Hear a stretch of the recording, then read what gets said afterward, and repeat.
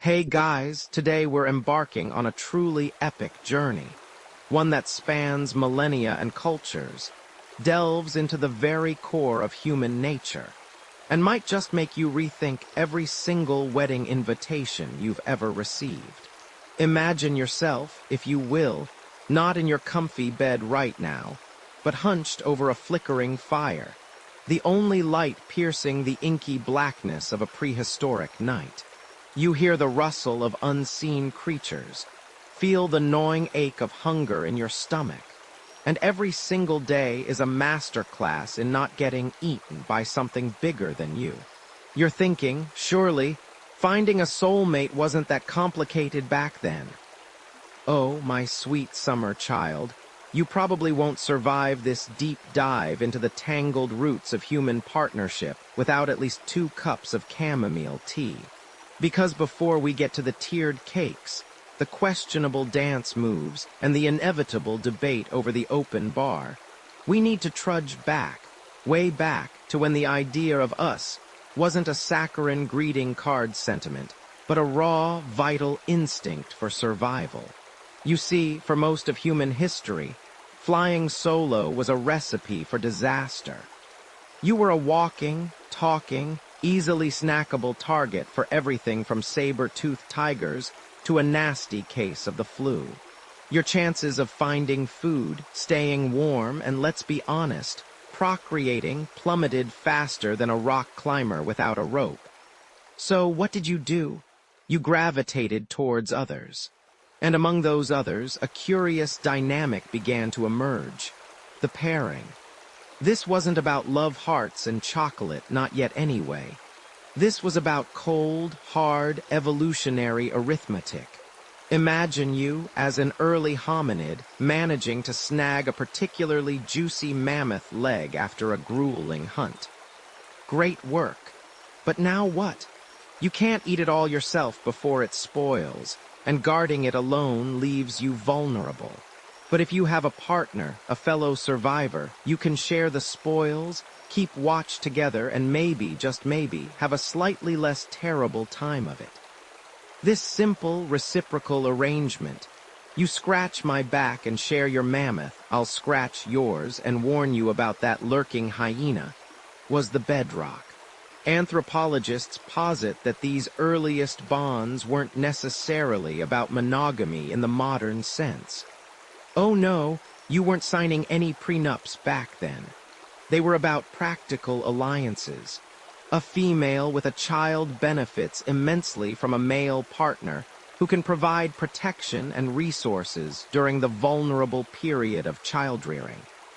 A male benefits from a stable partnership that ensures his genetic material, continues. It's not exactly a rom-com, is it? More like a very intense, high-stakes business merger where the dividends are survival and offspring. One mainstream historical fact that points to this early cohabitation is the discovery of what appear to be shared living spaces in incredibly ancient settlements.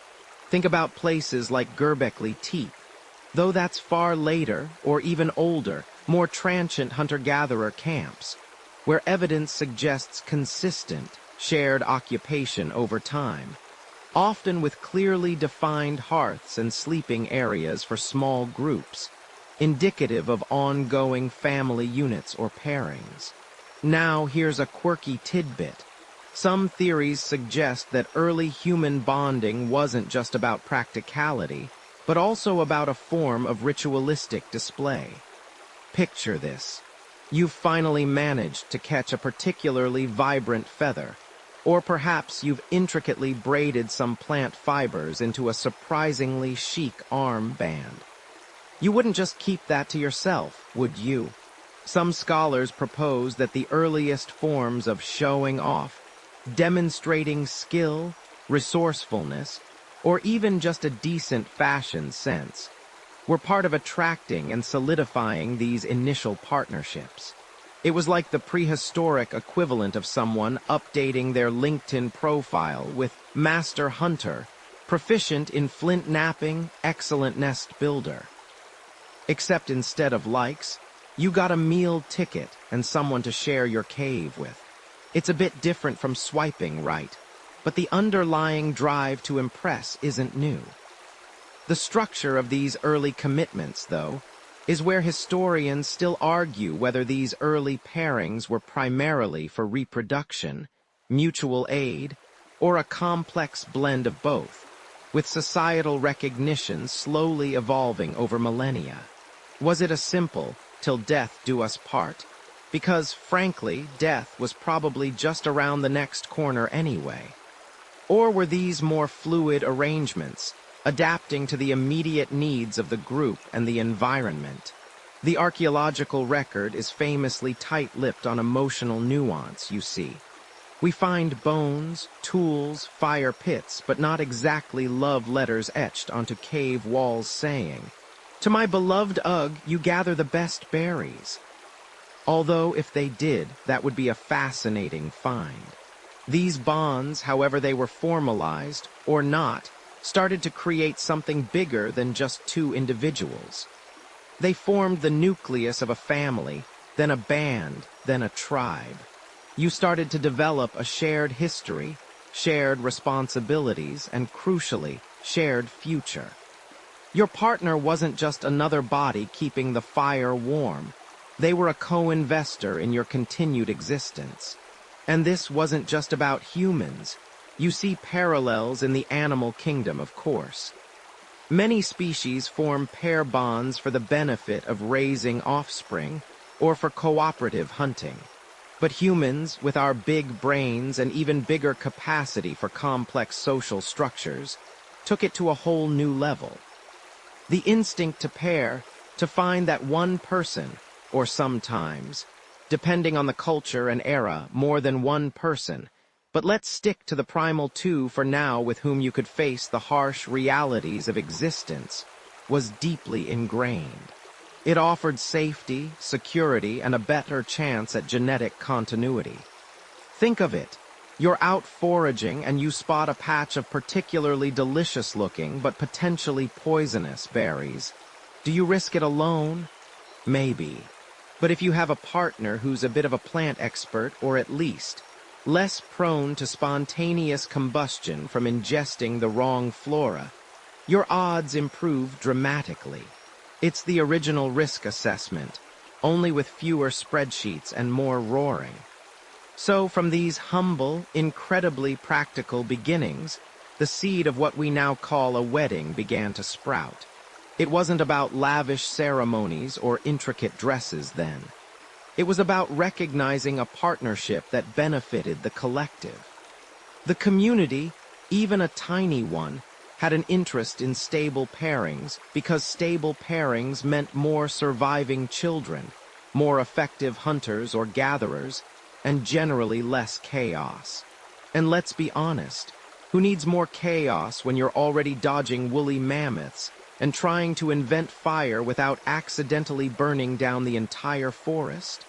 It's a miracle anything got done. The shift, then, was subtle but profound. From a purely biological pairing driven by survival, you started to see the recognition of these partnerships by the wider group. Perhaps it was just a nod, an understanding that Ugg and Oog are together now. Perhaps it was something more, a shared meal, a communal gathering that marked the new alliance. This communal acknowledgement, however rudimentary, was the earliest, faintest whisper of what would one day become a global, multi-billion-dollar industry, complete with awkward speeches and distant cousins you only see once every 5 years. But don't worry, we're nowhere near the open bar yet. We're still back in the very cold, very dangerous past, where the biggest marital dispute was likely over who got the warmest spot by the fire. You find yourself not in a cozy bed, but perhaps in a dimly lit cave, the scent of wood smoke clinging to the air, mingling with something wilder, the faint musk of bodies huddled together for warmth. Outside, the wind howls, a primal lullaby that hints at the vast, untamed world beyond. You're not just an individual here. You're a part of a small, vulnerable cluster of humanity, an intricate web of relationships. And as you gaze at the flickering firelight dancing across faces, you instinctively understand that simply pairing off for companionship, as we discussed, isn't enough anymore. Survival hinges on something far more complex, a dense tapestry of who is related to whom, who owns what, and where everyone fits in. Honestly, if you were dropped into this period without a strong kin connection, you probably wouldn't survive the week. Your odds of becoming a saber-toothed tiger's snack would skyrocket. No, the primal instinct for two becoming one had to evolve, didn't it? It had to mature beyond simple cuddles by the fire and shared berries. It had to become organized. This is where kinship steps in, sprawling its roots deep into the very soil of nascent societies.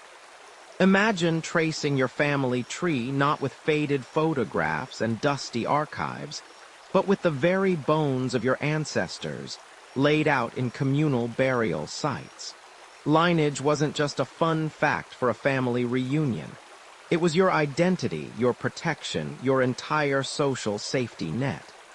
You were your grandfather's grandson, your aunt's niece, and that connection was a shield against starvation, against attack, against simply being lost to the brutal indifference of the wild. In these early groups, understanding who was kin was paramount. It dictated who you could hunt with, who you could trust with your life, and crucially, who you couldn't marry. The concept of exogamy, marrying outside your immediate family group, became a widespread, though not universal, practice. It wasn't about finding a soulmate. It was about preventing genetic bottlenecks and perhaps more practically, forging alliances with other groups. Imagine the awkward Thanksgiving dinner if everyone was just too closely related. Pass the mammoth haunch, cousin brother-in-law. Historians still argue whether the primary driver for exogamy was a nascent understanding of genetics, or simply a strategic move to broaden alliances and reduce internal conflict within the immediate clan. And then there were resources. Oh, the resources. Marriage wasn't just about love. It was the ultimate merger and acquisition strategy. You didn't just gain a spouse. You gained their family's hunting grounds, their skilled flint-knapping brother, their abundant berry patch. If your tribe had a knack for finding honey and their tribe excelled at making sturdy baskets, well, congratulations, you just found your new business partner. This exchange of goods, or even labor, as part of a marital arrangement was foundational. We see early forms of bride price, or dowry, emerging, not as payment for a person, but as a formal recognition of the valuable assets and labor a new member brought to the receiving family, or compensation for the loss of a valuable member from the giving family. Think of it as an ancient prenuptial agreement, but instead of complex legal jargon, it was probably just a few prized animal skins and a promise not to steal their best fishing spots. It sounds transactional, which it absolutely was, but in a world where survival was a daily gamble, every resource counted. Your tribe might have the best berry pickers, but theirs had the most skilled spear throwers. Marrying up wasn't about a bigger house, it was about a better chance at seeing the next sunrise. Social structure, even in these surprisingly sophisticated early societies, played its heavy hand. It wasn't always a free-for-all in the romance department. Elders, tribal leaders, or even the spirits of the ancestors, as interpreted by shamans, often had a say. Marriages were frequently arranged not for personal affection, but for the stability of the entire group. A strategic marriage could end feuds, solidify power, or provide access to vital trade routes. Picture a tribal leader, his brow furrowed, contemplating two young individuals.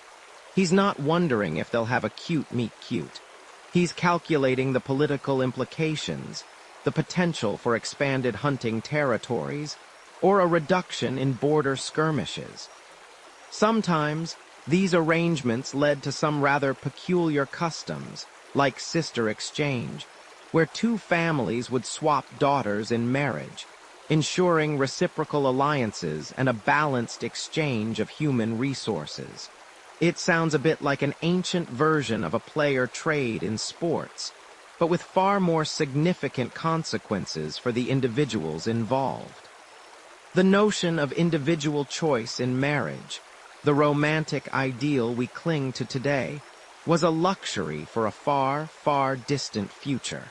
For now, you were a piece on a much larger societal chessboard, your union serving the greater good, ensuring the survival and prosperity of your kin.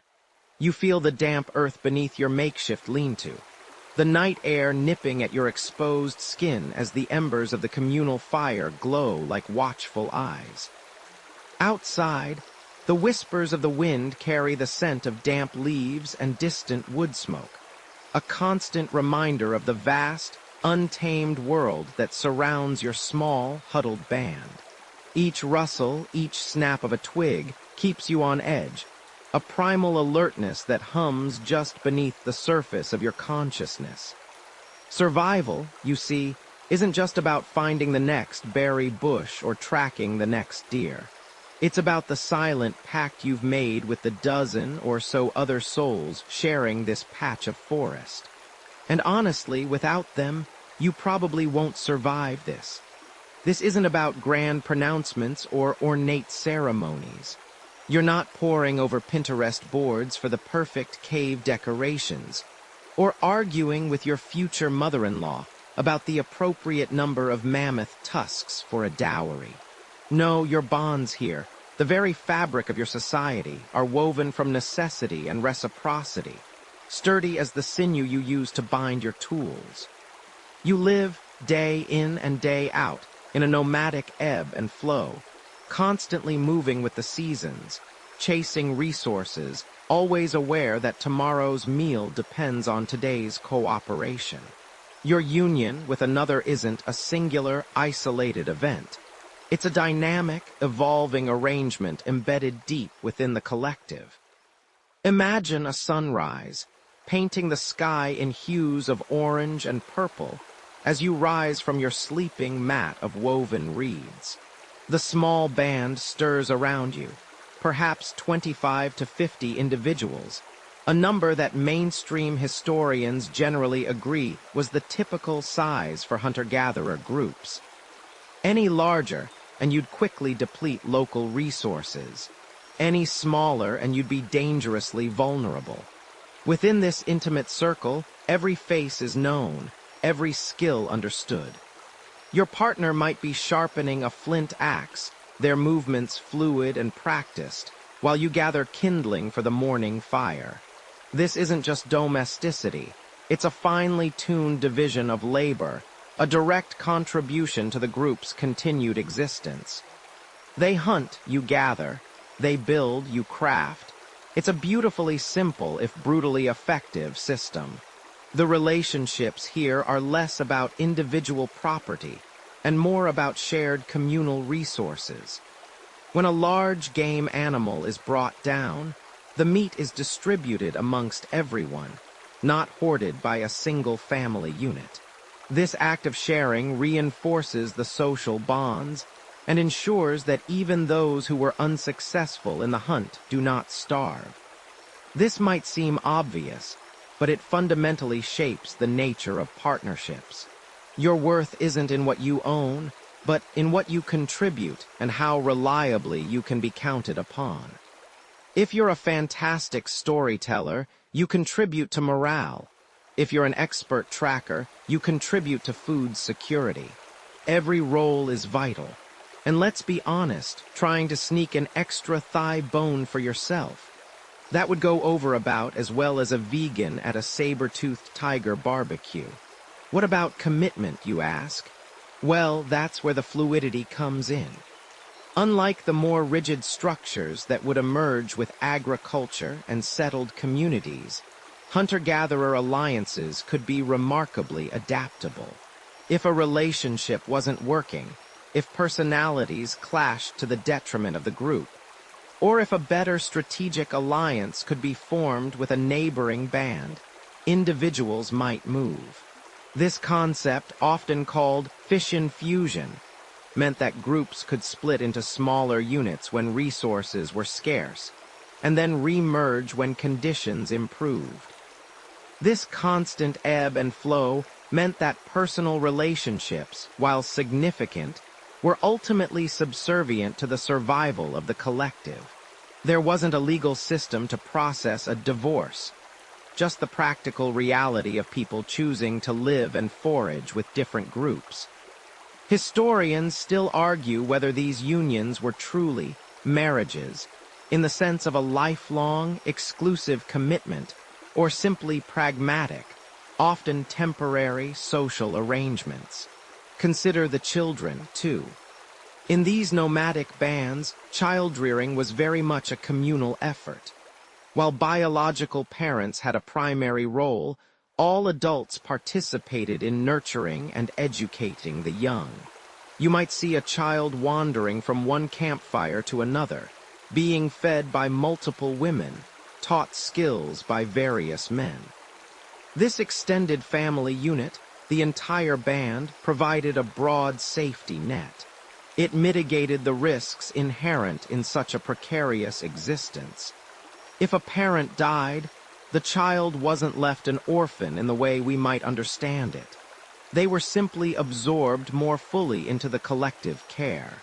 It was a shared investment in the future of the group, not just a single lineage. There's a quirky little tidbit often overlooked: the significance of what we might call gift exchange in these contexts. Not gifts in the commercial sense, but in the reciprocal sharing of valuable resources or skills. A perfectly crafted projectile point given by one hunter to another wasn't just a friendly gesture. It was an investment in a reciprocal relationship that might one day save their life during a hunt. Similarly, sharing knowledge of a prime berry patch or a reliable water source built bonds just as strong, if not stronger, than any spoken vow. These weren't just transactional. They were deeply social, cementing trust and interdependence. Your wealth wasn't in objects, but in your network. Trying to get by without those alliances would be like trying to pay your taxes with a bag of magic beans. Eventually, reality bites. So, in the quiet hum of your hunter-gatherer camp, the notion of marriage is less about a singular declaration and more about a continuous negotiation of utility, trust, and shared survival. It's about the understanding that your partner, and indeed your entire band, are the reason you're warm, fed, and relatively safe. The complicated part isn't in legal contracts or religious decrees. It's in the daily dance of give and take, the unspoken agreements forged in shared hardships and triumphs, all under the vast, indifferent sky. This is where the seed of partnership, planted deep in our ancient past, began to branch out, adapting to every harsh wind and changing landscape. You feel the earth warm beneath your bare feet, not the fleeting, shifting sands of a temporary camp, nor the damp moss of a forest floor you'll abandon by dawn. No, this soil is different. It's yours. You cup a handful, its rich, dark scent filling your nostrils, promising sustenance. You see the nascent shoots of green threads emerging from the tilled ground, a testament to your labor, your foresight. Your gaze sweeps across the field, then to the sturdy, if still rudimentary, dwelling you've helped construct. No longer are you just a speck in a vast, unpredictable wilderness, perpetually chasing the next meal or packing up camp because the berries ran out. You are rooted. You are settled. And this, my friend, changes absolutely everything about how you live, how you plan, and most crucially, how you pick a partner. This shift, This monumental turning point historians later dubbed the Neolithic Revolution wasn't just about figuring out how to grow a decent carrot. It was a revolution of the mind, a rewiring of society, and an absolute game changer for the institution of marriage. Remember how those hunter-gatherer unions were often pretty fluid, based on reciprocal give and take, shared resources, and a sort of collective social security net. Well, prepare to kiss that casual vibe goodbye, because now you have land, you have crops, you have things that, for the first time, you can truly call yours. And when you have things, you want to keep them, cultivate them, and perhaps most importantly, pass them on. This is where land ownership strides onto the scene, not as a gentle suggestion, but as a seismic shift. Before, resources were largely communal. You hunted together, you gathered together, and the spoils were distributed. But once you plant a field, tend it for months, and then harvest its bounty, that yield feels inherently tied to your effort, your plot. And that plot, that's where your descendants will also work if you play your cards right. Suddenly, who you marry isn't just about finding a good provider or a nurturing presence, though those qualities certainly remain appealing. No, it's about securing an economic future. It's about merging two parcels of land, or two families' labor, or two sets of skills to make that land even more productive. Imagine the early humans, perhaps sitting around a crackling fire after a long day of tilling, discussing not just who snagged the biggest deer, but who would be the most advantageous spouse for their eldest child, considering the neighboring farm's fertile fields. It's like a corporate merger, but with more dirt under the fingernails. And fewer lawyers, thankfully, though you probably won't survive your 30s in this era anyway, so you won't have to deal with too many drawn-out legal battles over property lines. Childbirth, disease, a bad harvest, they're all far more immediate concerns. This brings us to the thorny, yet utterly crucial concept of inheritance. When you're nomadic, inheritance is pretty straightforward, whatever you can carry. Maybe a finely crafted spear or a particularly good hide. But when you're tied to the land, that land becomes the primary asset. And you want to ensure it stays within your family, your lineage, your bloodline. This means marriage transforms into the fundamental mechanism for transferring wealth, property, and status from one generation to the next. The casual pairings of nomadic life wouldn't cut it anymore. You needed formal recognition, clear parentage, and established lines of descent. This isn't just a mainstream historical fact. It's the very bedrock upon which countless civilizations would build their laws, their customs, and their elaborate wedding rituals. The stakes, you see, went from, will we eat tonight, to will our great-grandchildren still be farming this same plot of land? A slight increase in pressure, wouldn't you say? And it wasn't just land. With settled life came the accumulation of other goods, tools, stored grain, livestock. These things represented wealth, and marriage became a way to consolidate or expand that wealth. Dowries, for instance, which you've probably heard of, weren't just a nice gift. They were often substantial transfers of property or money from the bride's family to the groom's. It was a strategic investment, a way to secure a good match for their daughter, and sometimes a way to ensure she was treated well, given her family's contribution. Conversely, bride price, a payment from the groom's family to the bride's, often compensated the bride's family for the loss of her labor and fertility. It was, in many ways, an exchange of economic value. It sounds terribly unromantic, doesn't it?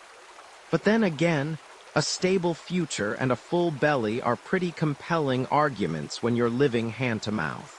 It's like a very early version of a prenuptial agreement, just with more livestock and fewer lawyers arguing over antique porcelain. Consider, too, the sheer labor involved in agriculture. Farming requires a lot of hands. Children, who might have been seen as mouths to feed in a sparse hunter-gatherer existence, now became valuable assets, future laborers to work the fields. This placed an even greater emphasis on procreation within marriage, and on producing as many healthy children as possible. The pressure was on. No pressure, but the future of your family's land, and indeed your very survival, depends on your ability to produce a farming team. It really puts the fruitful in be fruitful and multiply, doesn't it? This intertwining of marriage with economic prosperity and societal stability wasn't uniform across all early agricultural societies, of course. Some cultures might have prioritized land ownership, others livestock, others still the strategic alliances between powerful families. For example, in some early Mesopotamian societies, land might be held communally by a family unit, with marriage helping to expand that unit's labor pool and influence. While in ancient Egypt, women had surprisingly robust property rights and could inherit and manage their own land, even within marriage. It's a fascinating, if sometimes messy, tapestry of emerging legal and social norms. Historians still argue whether the concept of private property or the critical need for a stable workforce was the primary driver for the formalization of marriage during the agricultural era. Was it about owning things, or about having enough people to work the things you owned? Perhaps it was a bit of column A, a bit of column B, seasoned with a dash of, we really need someone to help with the weeding. The very structure of families began to solidify around these economic realities. Patrilineal and matrilineal descent, while present before, gained immense importance as they dictated who inherited what. Marriage became the gatekeeper, the formal entry point into the lineage that would own and control the land. You weren't just marrying a person. You were marrying into a future, a legacy, and a lot of very productive dirt. You feel the dry wind whip across your face, carrying the scent of mud bricks baking under the scorching sun. Your fingers trace the cool, damp clay, still pliable, as a scribe meticulously presses his stylus into its surface. This isn't just a scribble, it's a legacy, a promise, an unbreakable chain in the making. You're in ancient Mesopotamia, perhaps Ur or Babylon, witnessing the genesis of something truly monumental, the written marriage contract. Remember how settling down, planting roots, and owning land changed everything. How marriage shifted from a fluid alliance to an economic cornerstone. Well, now that cornerstone gets etched in stone, or rather in clay. Before, a handshake, a promise whispered by the firelight, might have sufficed for a hunter-gatherer alliance. But here, with fields to tend, canals to maintain, and surpluses to protect, trust needed a harder shell. You see, society was getting complicated. And with complication comes lawyers, or at least scribes who acted a bit like them, ensuring everything was above board, or rather above tablet. Dive into the Code of Hammurabi, one of the earliest and most complete legal codes known to humanity. This isn't just a mainstream historical fact, it's a foundational pillar of ancient law. It wasn't just about an eye for an eye. It meticulously laid out rules for everything, including marriage. If you were a man in ancient Babylon, you couldn't just decide to marry someone. Oh no, you needed a written contract. And if you didn't have one, that woman wasn't your wife, she was just living with you. And her children, illegitimate. It's like a really ancient, really strict HOA agreement for your love life. The contract wasn't merely a legal formality. It was a societal declaration. It publicly recognized the union, provided a framework for potential disputes, and most importantly, established the legitimacy of any children born to the couple. In a society where inheritance and lineage were paramount, this paper trail, or rather, clay trail, was the ultimate proof of a child's right to their father's name and property. Without it, you were essentially in a situationship, ancient style, and your offspring might find their future inheritance rights as fluid as the Tigris and Euphrates during flood season. And with that contract came the dowry. This wasn't some optional extra, like adding extra cheese to your ancient Babylonian pizza. This was often the bride's share of her family's inheritance, given to her by her father upon marriage. It wasn't just a gift to the groom. It was her security. If things went sour and ancient relationships, despite what the romantic tablets might suggest, often did, that dowry was her ticket to financial independence, sometimes even her livelihood if she became a widow. Historians still argue whether the dowry primarily served to secure the wife's future, or if it was more about cementing the husband's economic stake in the marriage. A perpetual scholarly debate echoing through time.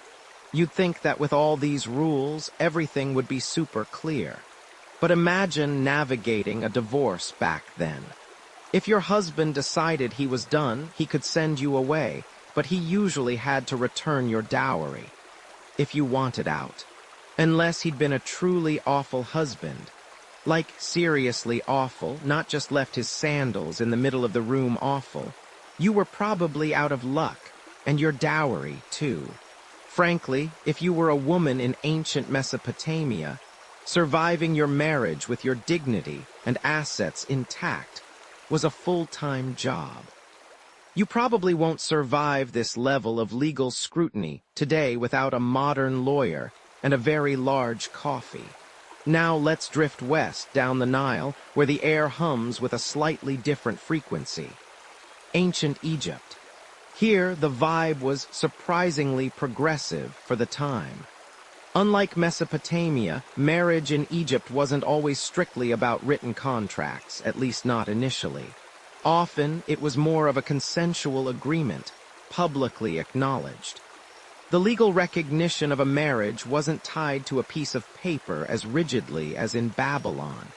Instead, what you often find are documents detailing the financial arrangements surrounding the marriage, rather than the marriage itself. This is a quirky tidbit, but Egyptian women, astonishingly for the ancient world, had significant legal and economic rights. They could own land, manage their own property, represent themselves in court, and even initiate divorce. Imagine that. A woman telling her husband, "You know what, I'm out, and I'm taking my temple shares with me." These documents, often written on papyrus, weren't just about financial security for the wife. They were also a way for both families to clearly delineate responsibilities and expectations. You might find clauses detailing how much grain the husband was expected to provide annually, or what would happen if he divorced his wife without cause. It was less about a single moment of legalizing the bond, and more about setting up a long-term, mutually beneficial partnership.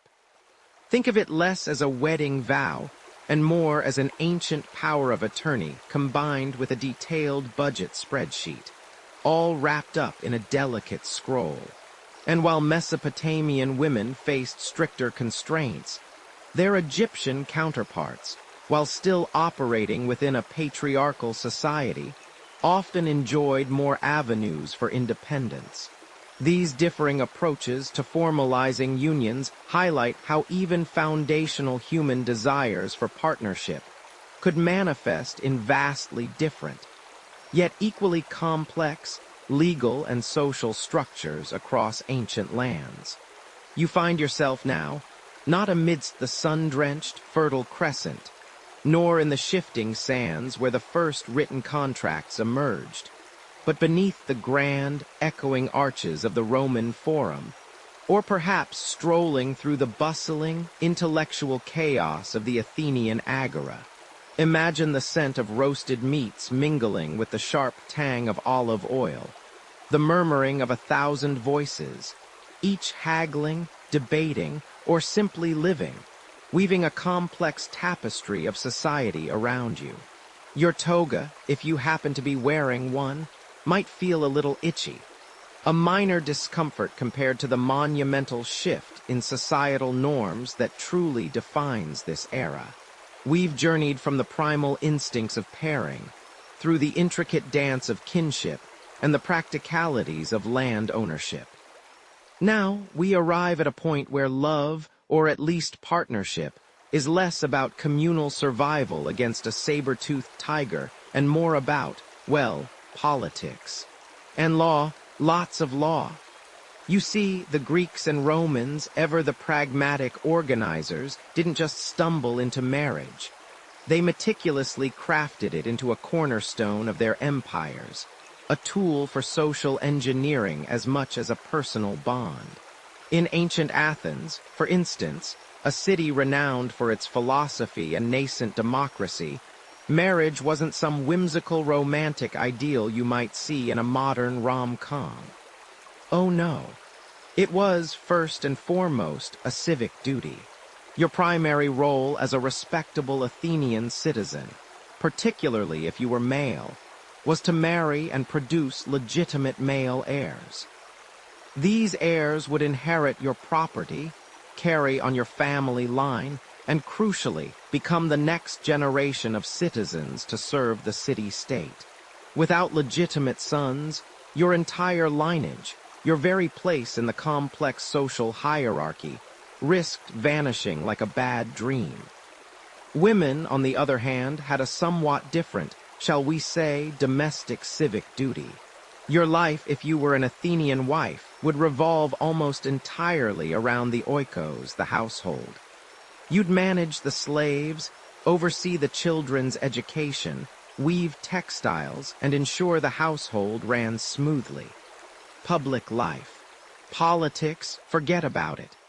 Athenian women, as a mainstream historical fact, were not considered citizens and held no political rights. They couldn't own land in their own name, nor could they vote. You'd probably find yourself managing a household with little to no public life to speak of, which, let's be honest, would make even binge-watching every season of that reality show about competitive cheese sculptors seem like a thrill. But here's a quirky tidbit. While respectable Athenian women were largely confined to the home, there was a class of educated, independent women called hetairai. These companions, often foreigners, were trained in music, dance, philosophy, and witty conversation. They attended symposia with men, where they could engage in intellectual discourse, something wives were generally not permitted to do. So, while you were home ensuring the olive oil stores were ample, your husband might be out discussing Aristotle with a hetera who could actually hold her own in a debate. It adds a certain complexity to the Athenian domestic scene, doesn't it? Now, shift your gaze westward, across the shimmering Aegean to the burgeoning might of Rome. Here, the practicalities of marriage took on an even more legalistic hue. If the Greeks were about civic duty, the Romans were about contracts. Oh, they loved their contracts. Roman marriage, particularly by the later Republic and Empire, evolved significantly from its earlier forms. Initially, the most common form was cum manu, meaning with hand. This transferred the bride from her father's legal control, patria potestas, to her husband's.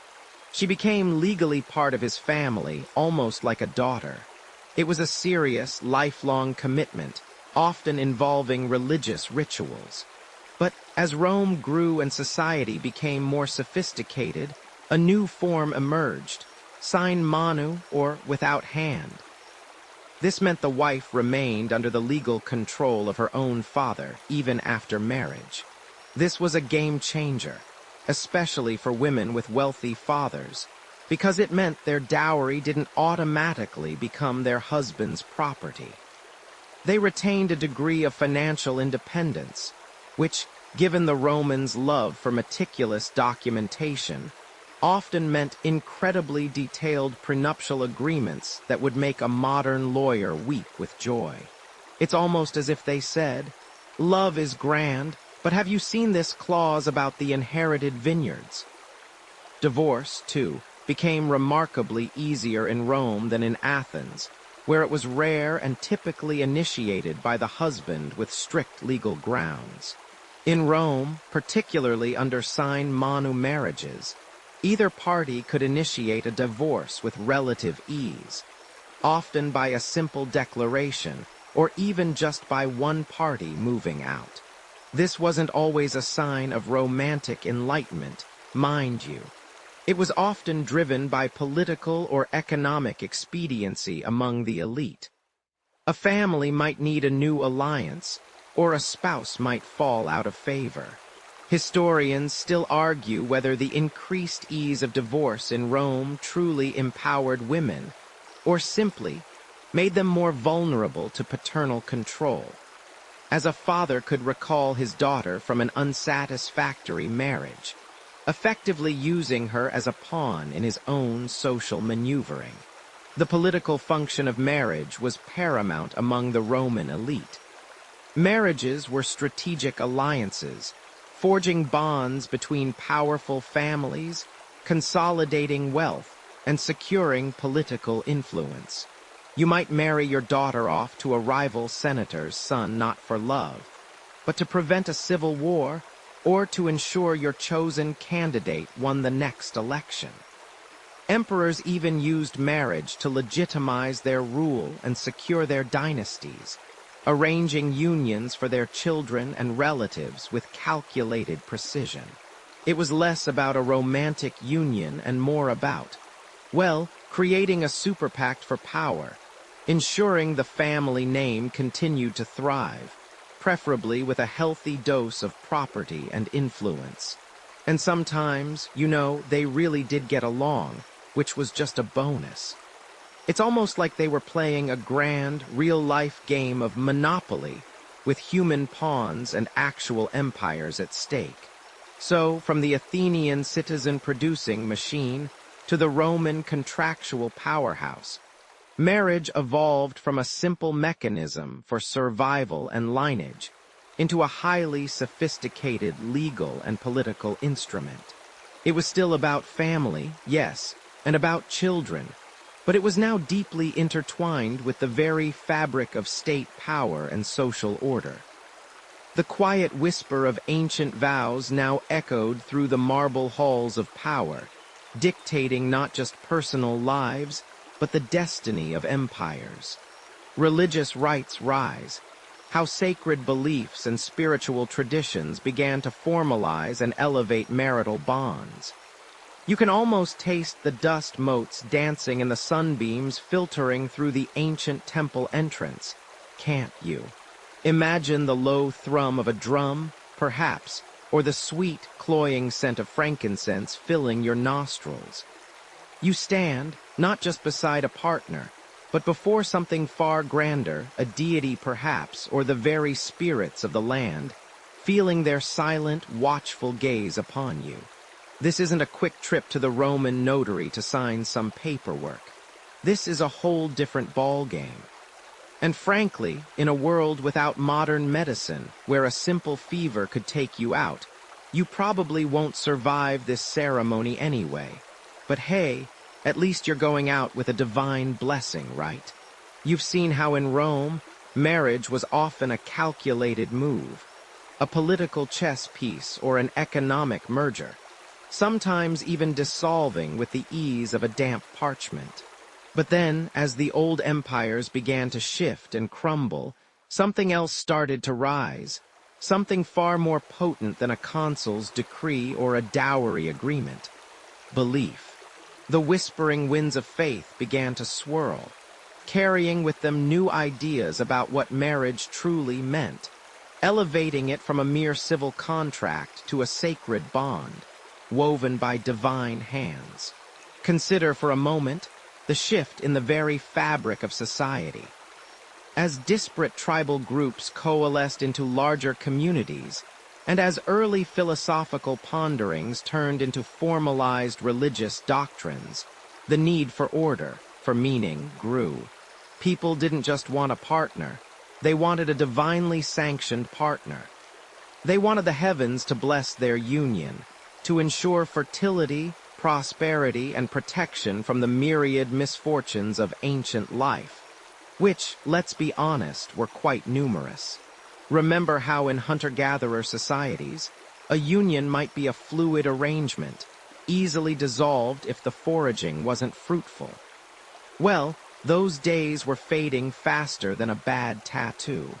Early spiritual traditions, often rooted in animism or polytheism, naturally began to incorporate marriage into their rituals. You'd appeal to fertility goddesses, sun gods, or ancestral spirits to ensure a bountiful harvest of children and a stable household. The ceremonies weren't just for show. They were earnest pleas, offerings, and solemn vows witnessed not just by the village elders, but by unseen forces. In some ancient belief systems, like those found in parts of what is now India, marriage wasn't just about two individuals, but a bond stretching across lifetimes. A concept so persistent it echoes even in modern Hindu weddings, where the 7 steps around a sacred fire symbolize a journey through life together. It's like a spiritual subscription service, but with more fire and fewer cancellation options. The formalization really kicked into gear with the rise of major organized religions. Take early Christianity, for instance. Initially, marriage wasn't a central sacrament. It was viewed as a permissible state, certainly better than burning with passion, as St. Paul put it, which sounds a bit dramatic, doesn't it? But as the centuries wore on, and the Church consolidated its power and influence, marriage began its slow, inevitable journey towards sacralization. By the time you get to the medieval period, the Christian Church firmly established marriage as a sacrament, an indissoluble bond instituted by God Himself. This mainstream historical fact fundamentally shifted the entire concept of marriage in the Western world, moving it from a private, often family-negotiated affair to a public, church-sanctioned covenant.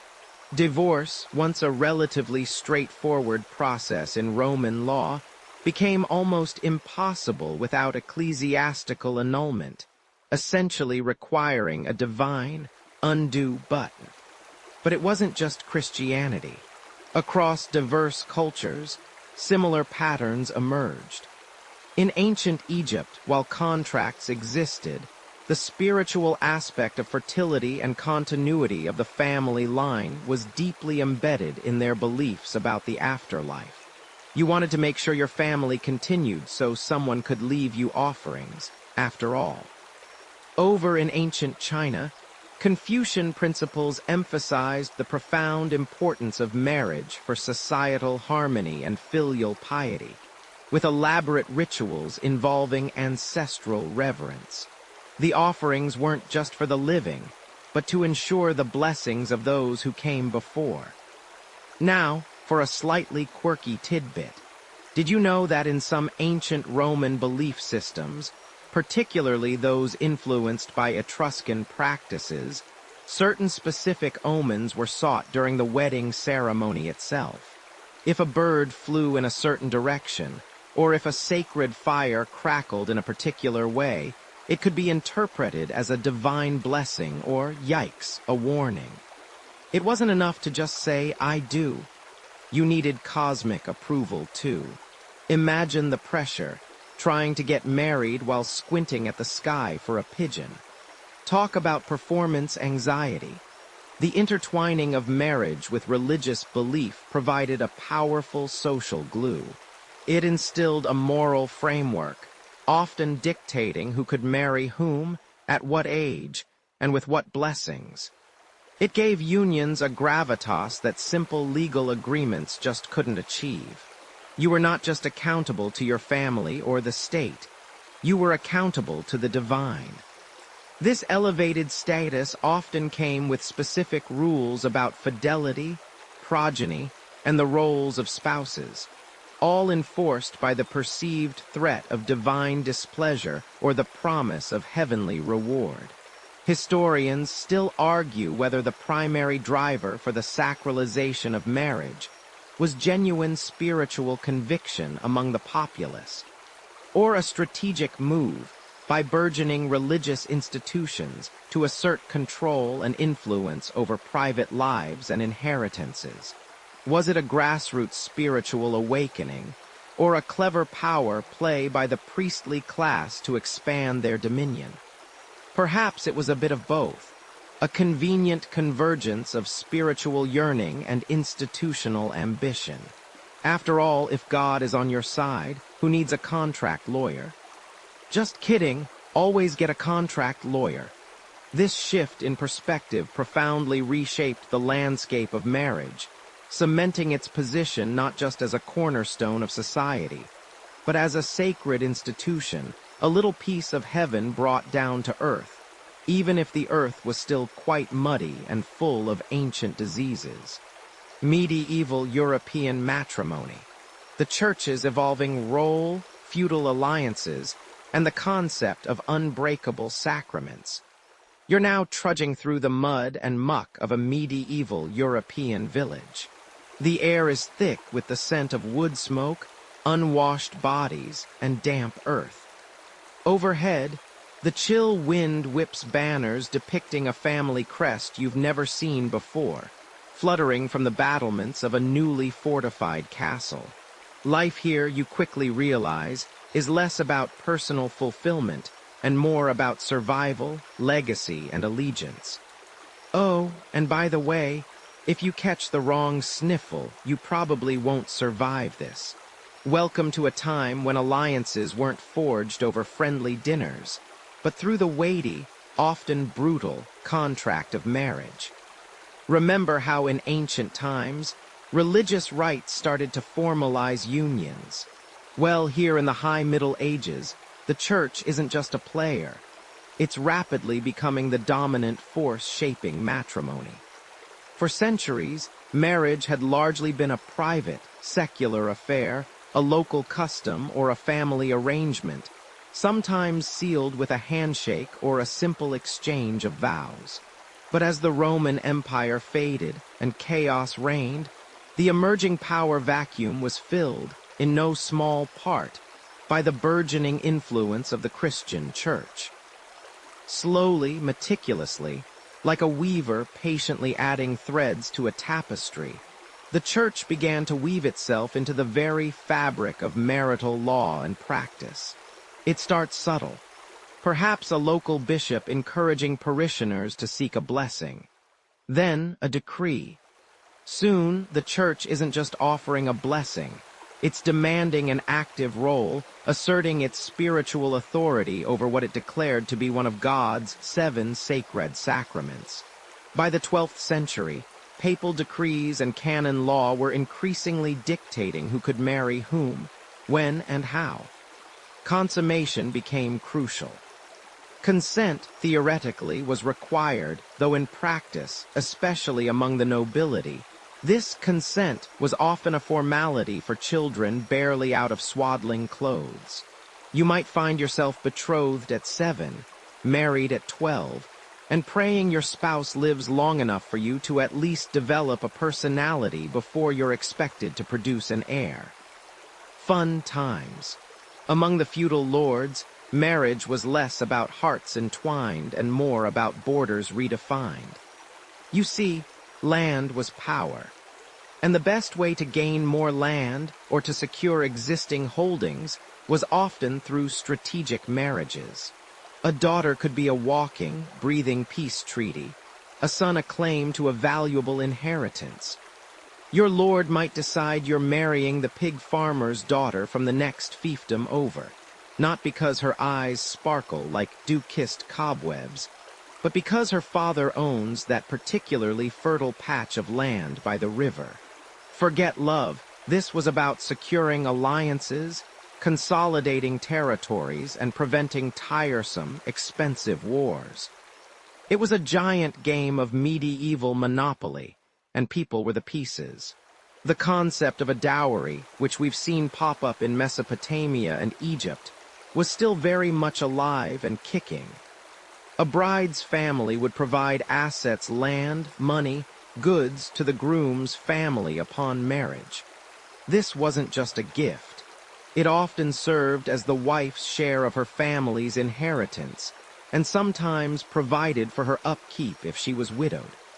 On the flip side, the groom's family often provided a dower, a portion of his estate set aside for his wife's maintenance should she outlive him. It was basically medieval prenuptial agreement, except with more sheep and significantly less legal jargon. And a lot more mud. But the most profound shift, the one that truly sets medieval European matrimony apart, is the Church's relentless insistence on the marriage being an unbreakable sacrament. This wasn't just a suggestion, it was doctrine. Once vows were exchanged and the marriage consecrated, it was, in the eyes of God and canon law, indissoluble. Divorce, as we understand it today, simply did not exist. If you wanted out, you had one option, an annulment. And let me tell you, getting an annulment was harder than finding a clean shirt in a medieval castle. You couldn't just say, "Oh, we fell out of love." You had to prove the marriage was never valid in the first place. This led to some truly bizarre legal battles. Perhaps one party was already secretly married, bigamy, a big no-no.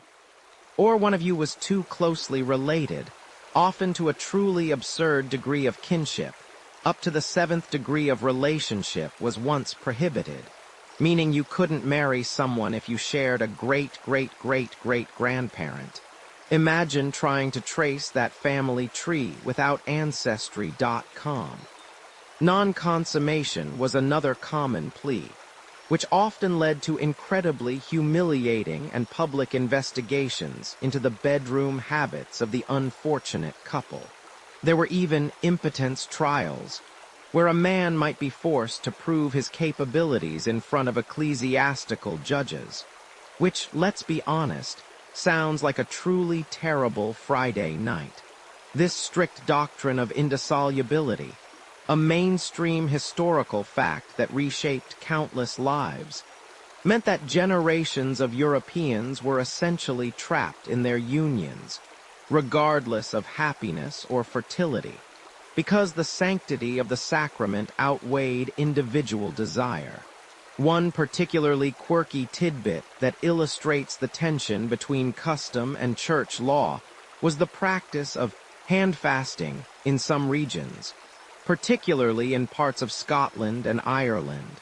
This was a temporary, often year-and-a-day, commitment where a couple would declare themselves united, literally holding hands, as a sort of trial marriage. If it worked out, they might then seek a full church wedding. If not, they simply parted ways. The church, of course, absolutely detested this informal arrangement, viewing it as scandalous and illicit. It was a constant struggle for ecclesiastical authorities to impose their rigid, sacrament-based views on a population still clinging to older, more flexible customs. Historians still argue whether the Church's enforcement of indissolubility was primarily motivated by a genuine theological conviction about the sanctity of marriage, or by a more pragmatic desire to exert social control and centralize power away from secular lords. Perhaps it was a blend of both, a convenient intertwining of spiritual ideals and temporal ambitions. Either way, the legacy of this era echoes through centuries, shaping Western legal traditions and the very concept of marriage as a lifelong, unbreakable bond. A concept that you'll see continues to evolve, or perhaps unravel in the ages to come. The foundations of your modern wedding, with its white dresses and rings, were built on these often unromantic, power-driven, and religiously sanctioned unions. You find yourself not merely attending, but being the center of a dynastic wedding in imperial Asia, and the weight of silk and expectations settles heavily on your shoulders. The air is thick with the scent of jasmine, sandalwood, and the faint, unsettling aroma of burning incense that promises both prosperity and, perhaps, the complete dissolution of your personal will. You hear the rhythmic thrum of drums, the reedy wail of traditional flutes, and the distant murmur of hundreds, perhaps thousands of guests. Each embroidered dragon on your opulent robe feels like 1,000 eyes watching, judging, assessing your worth, not as an individual, but as a vessel for lineage, for alliance, for power. This isn't just a party. It's a living, breathing, incredibly expensive political treaty draped in auspicious colors. Forget the quaint notion of two hearts finding each other, or even the Roman ideal of marriage as a stable legal contract for property. Here, under the watchful gaze of ancestors and the pragmatic eye of matchmakers, you are less a person and more a carefully negotiated asset. Your parents, or more likely, their parents and their parents before them, have orchestrated this union with the precision of a master strategist planning a siege. They've weighed land deeds against dowries, assessed familial prestige against potential political leverage, and calculated astrological compatibility with the fervor of a modern-day stockbroker predicting market trends. In many imperial courts, especially across vast swathes of China, India, and Korea, a marriage wasn't just arranged. It was a painstakingly constructed edifice designed to elevate or solidify the family's standing. You, my friend, are merely the cornerstone. You stand, or perhaps are propped up amidst a bewildering array of rituals. Take, for instance, the Chinese tradition of the 3 letters and 6 etiquettes. Before you even get to the wedding day, you've navigated formal proposals, gift exchanges, discussions of dowry and bride price, and the meticulous choosing of an auspicious date. It's less a pathway to love and more a bureaucratic marathon that makes filing your taxes look like a spontaneous decision to get ice cream. The bride, you learn, would typically travel in an elaborate sedan chair, veiled, often crying to show reluctance to leave her family. Though, let's be honest, after weeks of preparations and fittings, those might just be tears of pure exhaustion. You probably wouldn't survive this.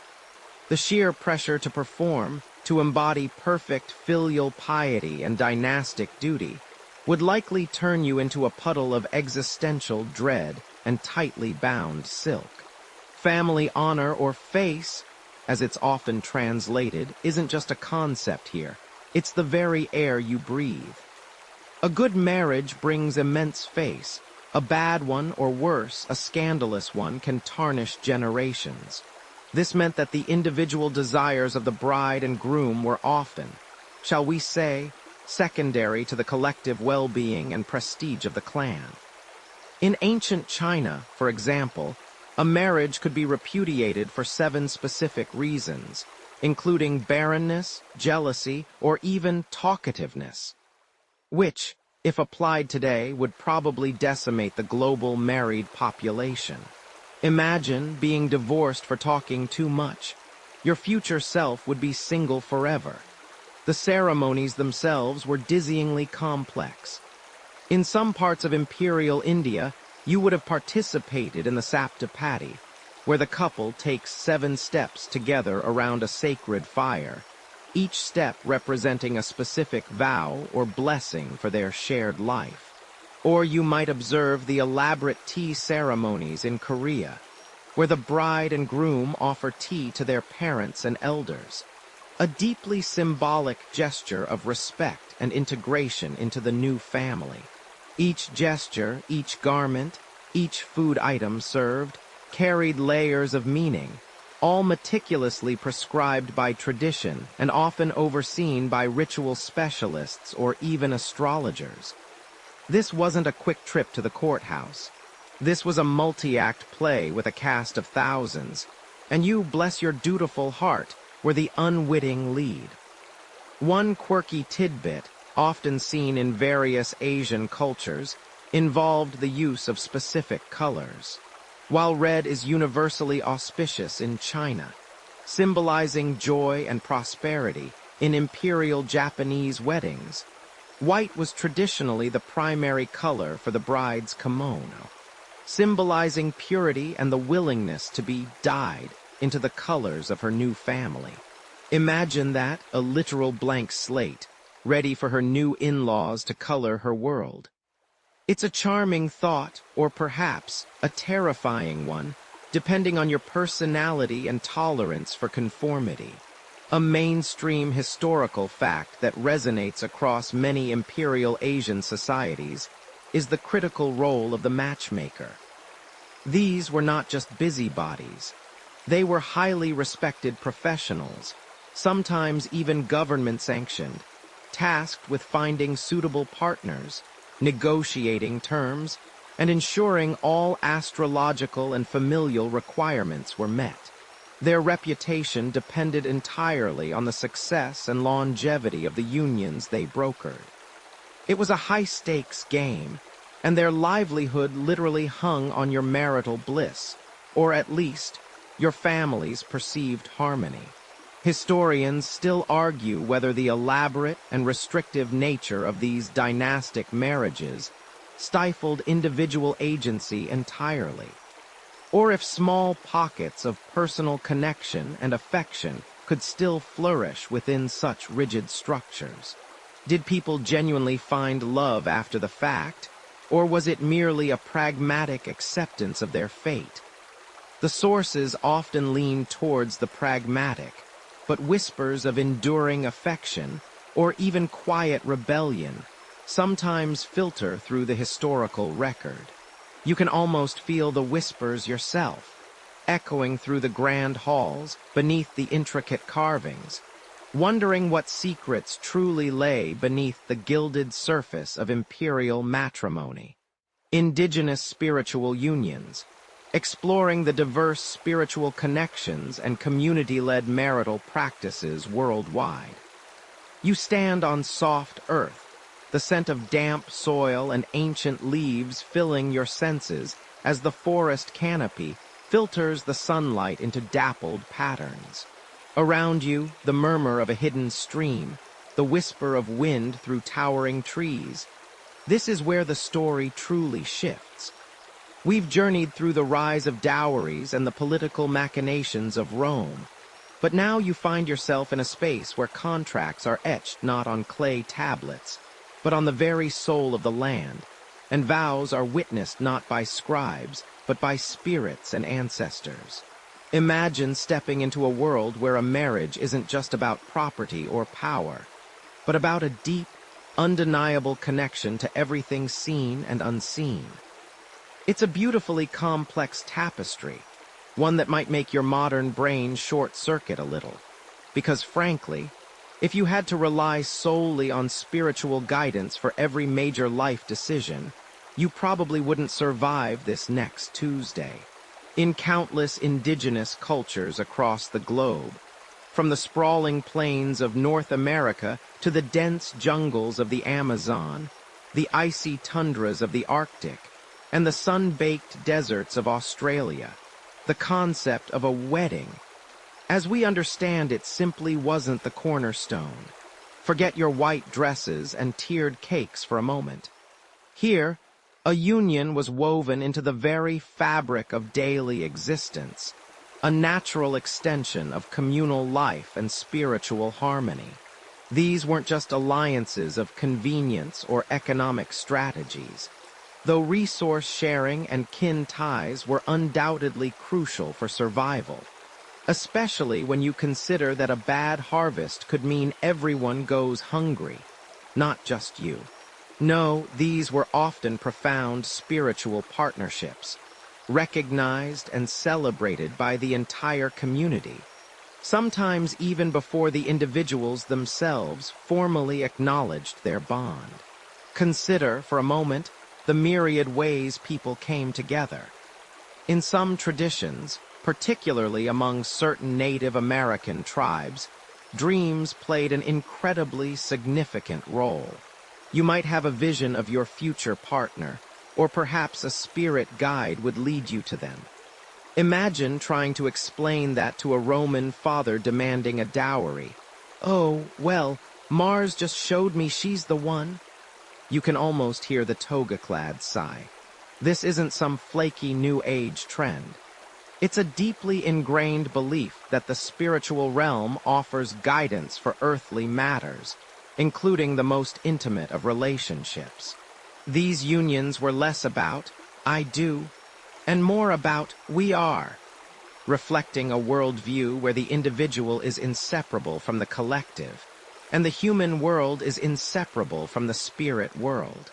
The communal aspect of these marriages is a mainstream historical fact that utterly distinguishes them from the more individualistic or family-centric contracts we've explored previously.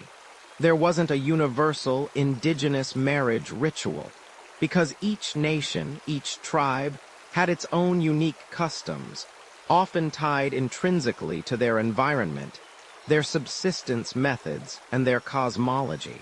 But a common thread was the absence of a singular, state-sanctioned institution or a powerful religious hierarchy dictating the terms. Instead, it was the recognition and blessing of elders, the participation of the entire village, and often a series of trials or shared experiences that solidified the bond.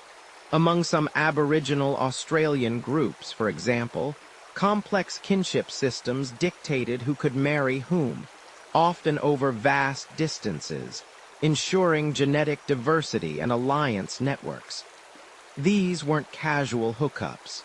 These were meticulously planned connections, often agreed upon even before the individuals were born, which sounds a lot like medieval Europe, but with fewer crowns and more didgeridoos. Now, for a quirky tidbit. Among certain indigenous Amazonian tribes, particularly those with strong shamanic traditions, prospective partners might engage in a dream-sharing practice. Before a formal union, individuals would recount their dreams to the tribal elders or shamans. The interpretation of these dreams, especially if recurring themes or spirit animals emerged, could signify compatibility and divine approval for a match. It's like a cosmic Tinder, but instead of swiping right, you're trying to interpret a dream about a jaguar wearing a tiny hat. And if your dreams were consistently chaotic and featured, say, competitive knitting, well, maybe you were just destined for a solitary life with a lot of yarn. This raises an interesting point that historians still argue whether the apparent simplicity of these unions truly meant less social pressure or more individual freedom compared to complex state-sanctioned marriages. Was it truly about personal spiritual connection, or were underlying social and economic pressures, like the need for a strong hunter or a skilled gatherer, just as influential, if not more so, than any spiritual sign? It's tempting to romanticize these unions as purely driven by love and cosmic alignment. But the brutal realities of survival in many indigenous societies meant that practical considerations were never far from mind. A good partner wasn't just someone who made your heart sing. They were someone who helped ensure your family didn't freeze or starve during the long winter. The ceremonies themselves, when they occurred, were often less about legal declarations and more about communal rites of passage, deeply symbolic acts that affirmed the couple's new status within the community and their connection to the land and spirits. You might find a couple sharing food, exchanging handmade gifts that held deep personal or familial significance, or participating in a purification ritual by a sacred fire. In some West African traditions, marital unions involved complex systems of bride service, where the groom would work for the bride's family for a period, demonstrating his worth and commitment through labor rather than coin. It was like an extended job interview, except the job was husband, and the severance package was significantly less fun. These practices underline a fundamental truth. For many indigenous peoples, marriage wasn't just a human contract. It was part of the natural order, a mirroring of the cosmic balance. It connected the past, ancestors, the present community, and the future, children and continuity of the tribe. It was a testament to survival, resilience, and a profound respect for interconnectedness. A far cry from the land deeds and political treaties that dominated the narratives of ancient empires. You see, the web of relationships here is truly expansive, embracing not just two people, but two families, two clans, the land they inhabit, and the spirits that watch over them. It makes your head spin trying to keep track of all the different layers of meaning, doesn't it? It's almost enough to make you wish for the simplicity of a Mesopotamian clay tablet, as long as it didn't mention crocodile dung sunscreen again. You find yourself squinting against the relentless sun, the fine dust of the desert clinging to your clothes, gritty between your teeth. The air, thick with the scent of dried camel sweat and exotic spices, hums with 1,000 languages you don't understand. Around you, caravans laden with shimmering silks, fragrant incense, precious jade, and glinting gold prepare for journeys that stretch for months, even years. This isn't just about moving goods. It's about moving entire worlds, and you, my friend, are smack in the middle of a colossal, ancient version of Amazon Prime, just with more sand and significantly less express shipping. Honestly, if you had to do this trip yourself, without GPS or even a decent cup of instant coffee, you probably wouldn't survive this. And yet, this network, this incredible web of ancient highways and sea lanes, didn't just transport luxury items. It transported something far more fundamental: ideas. Imagine a merchant from Persia, his camel train heavy with saffron and lapis lazuli, arriving in a bustling market town in Tang, China. He's not just selling, he's observing. He sees the vibrant red of the bride's robes, so different from the deep blues and greens common in his homeland. He hears the rhythmic music, notices the intricate hairpins, the bowing rituals, the exchange of symbolic gifts.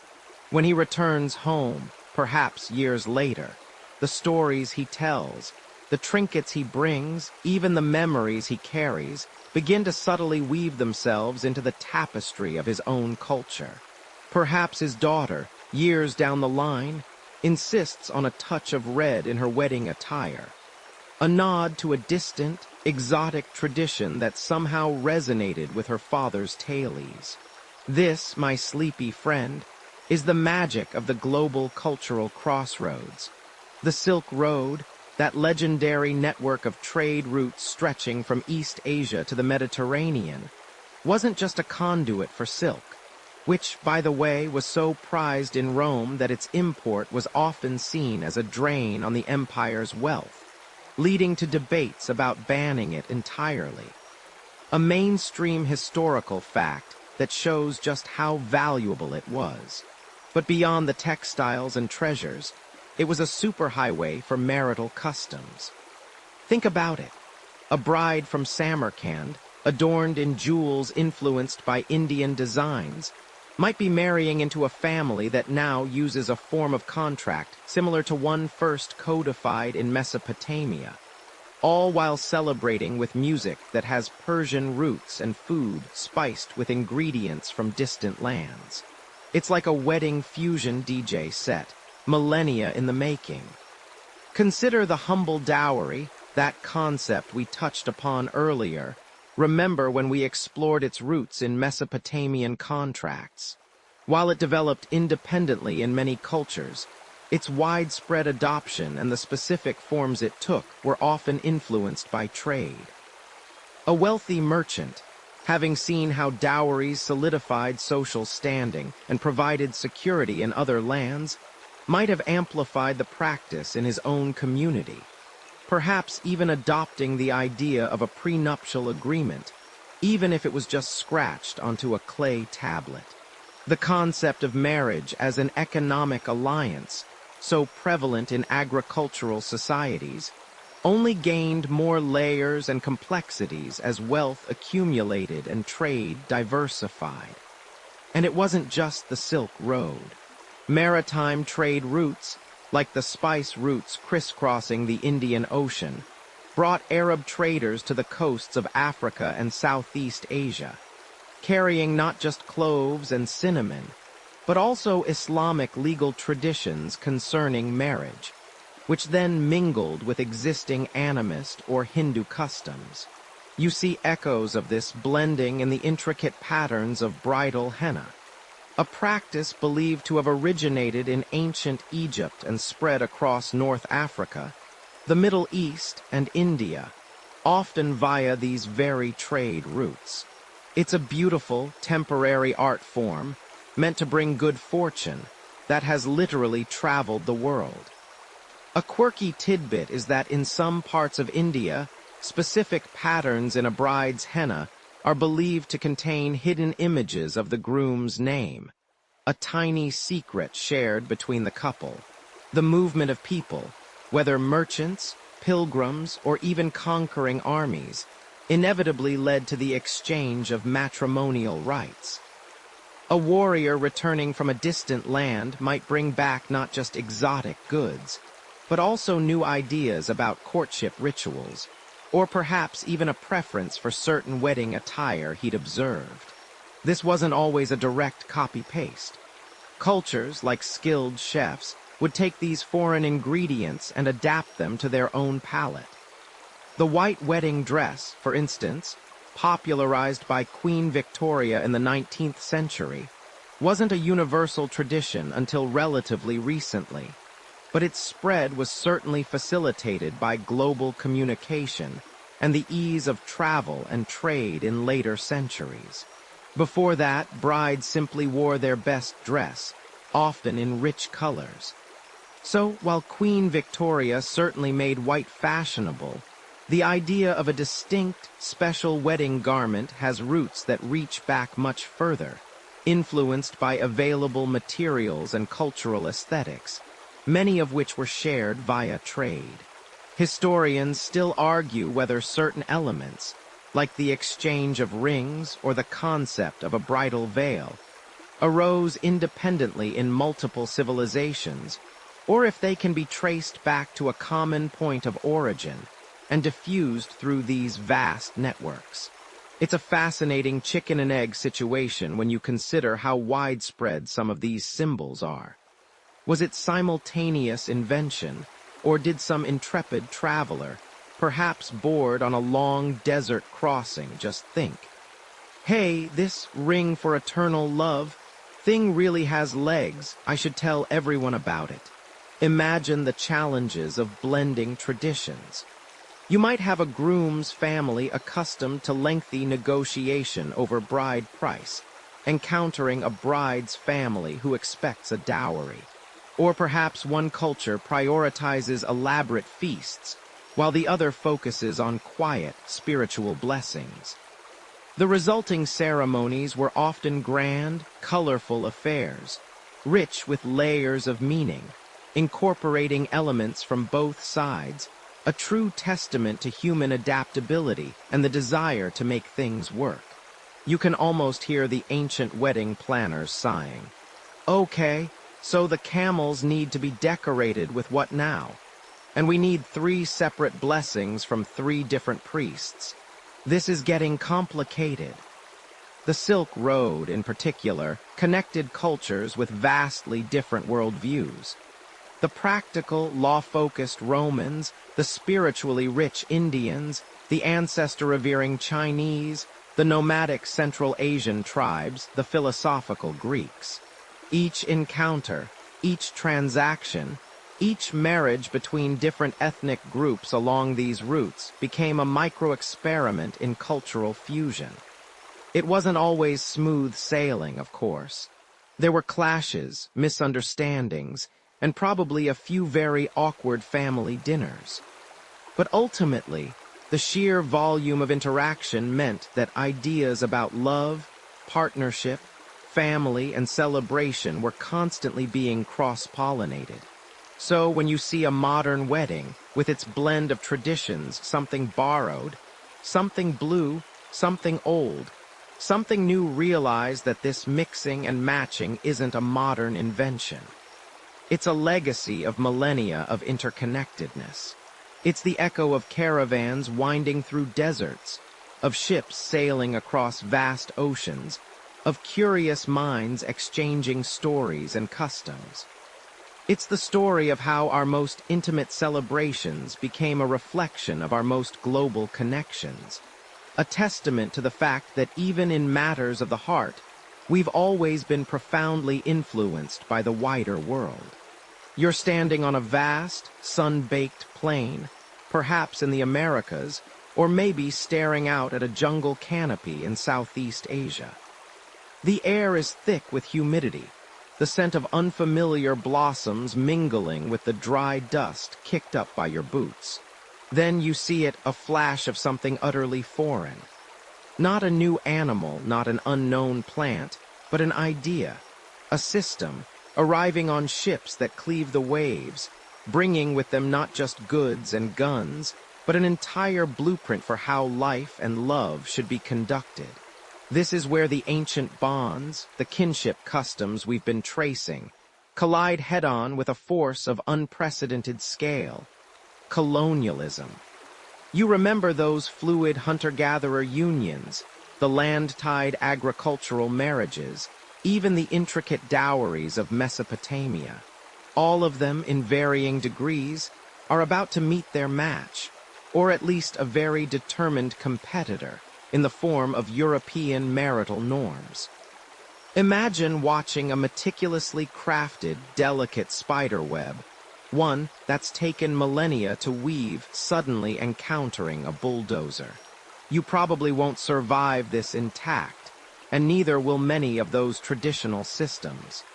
Because when the ships landed, whether carrying the banners of Spain, England, France, or Portugal, they didn't just bring soldiers and missionaries. They brought law books, religious doctrines, and a very specific, very confident idea of what a proper marriage looked like. For the most part, this meant Christian monogamy.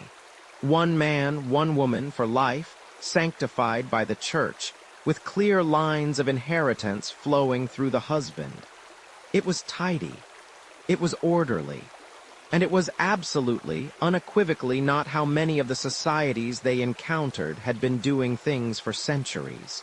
This wasn't just about moral superiority, though that was certainly a huge part of the colonial mindset. It was deeply practical.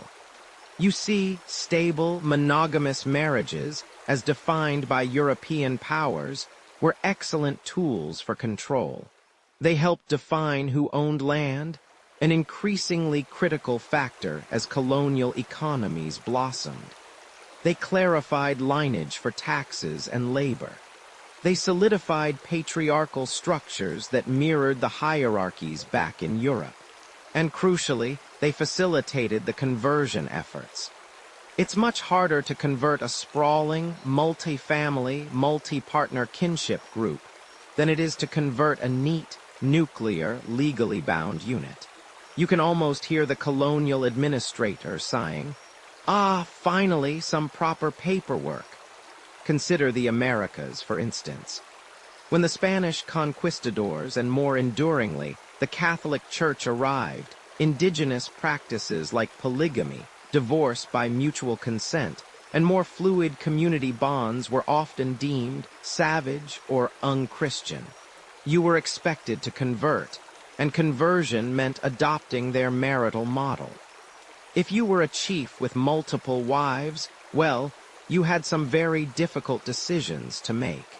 And if you tried to explain the nuanced reciprocity of your traditional unions, you'd likely be met with a blank stare, or worse, a stern lecture on divine law.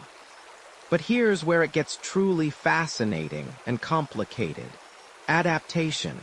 These ancient customs didn't just vanish. They bent, they blended, they went underground.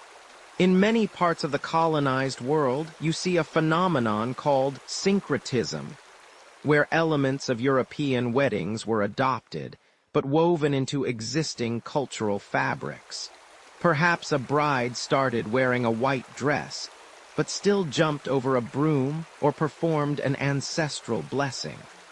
Maybe the Christian wedding ceremony was performed in a church, but was followed by a traditional feast with rituals entirely alien to the European eye.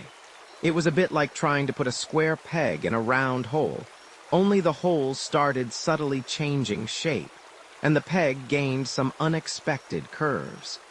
Take British India, a truly monumental example. The British Raj, in its infinite wisdom, decided that rather than completely dismantle existing personal laws, they would administer justice through what they saw as the traditional laws of the various religious communities: Hindu law, Muslim law, etc. Sounds enlightened, right? Well, not entirely. Because the British officials, steeped in their own legal traditions, often misinterpreted or rigidified these fluid, customary laws. They sought out texts and experts who presented a version of the law that aligned with European notions of fixed rules, rather than the more adaptable, context-dependent practices that had truly existed. This is a mainstream historical fact, by the way. The British in India developed a system of personal laws where different religious communities, Hindu, Muslim, Christian, etc., would have their own laws governing matters like marriage, divorce, and inheritance, administered by the colonial courts. It was an attempt at governing a diverse population without completely eradicating established social structures. But it often led to unintended consequences and a freezing of fluid traditions into rigid codes. So while you might think you were getting married under Hindu law, you were really getting married under British interpreted and codified Hindu law, which was often a very different beast indeed.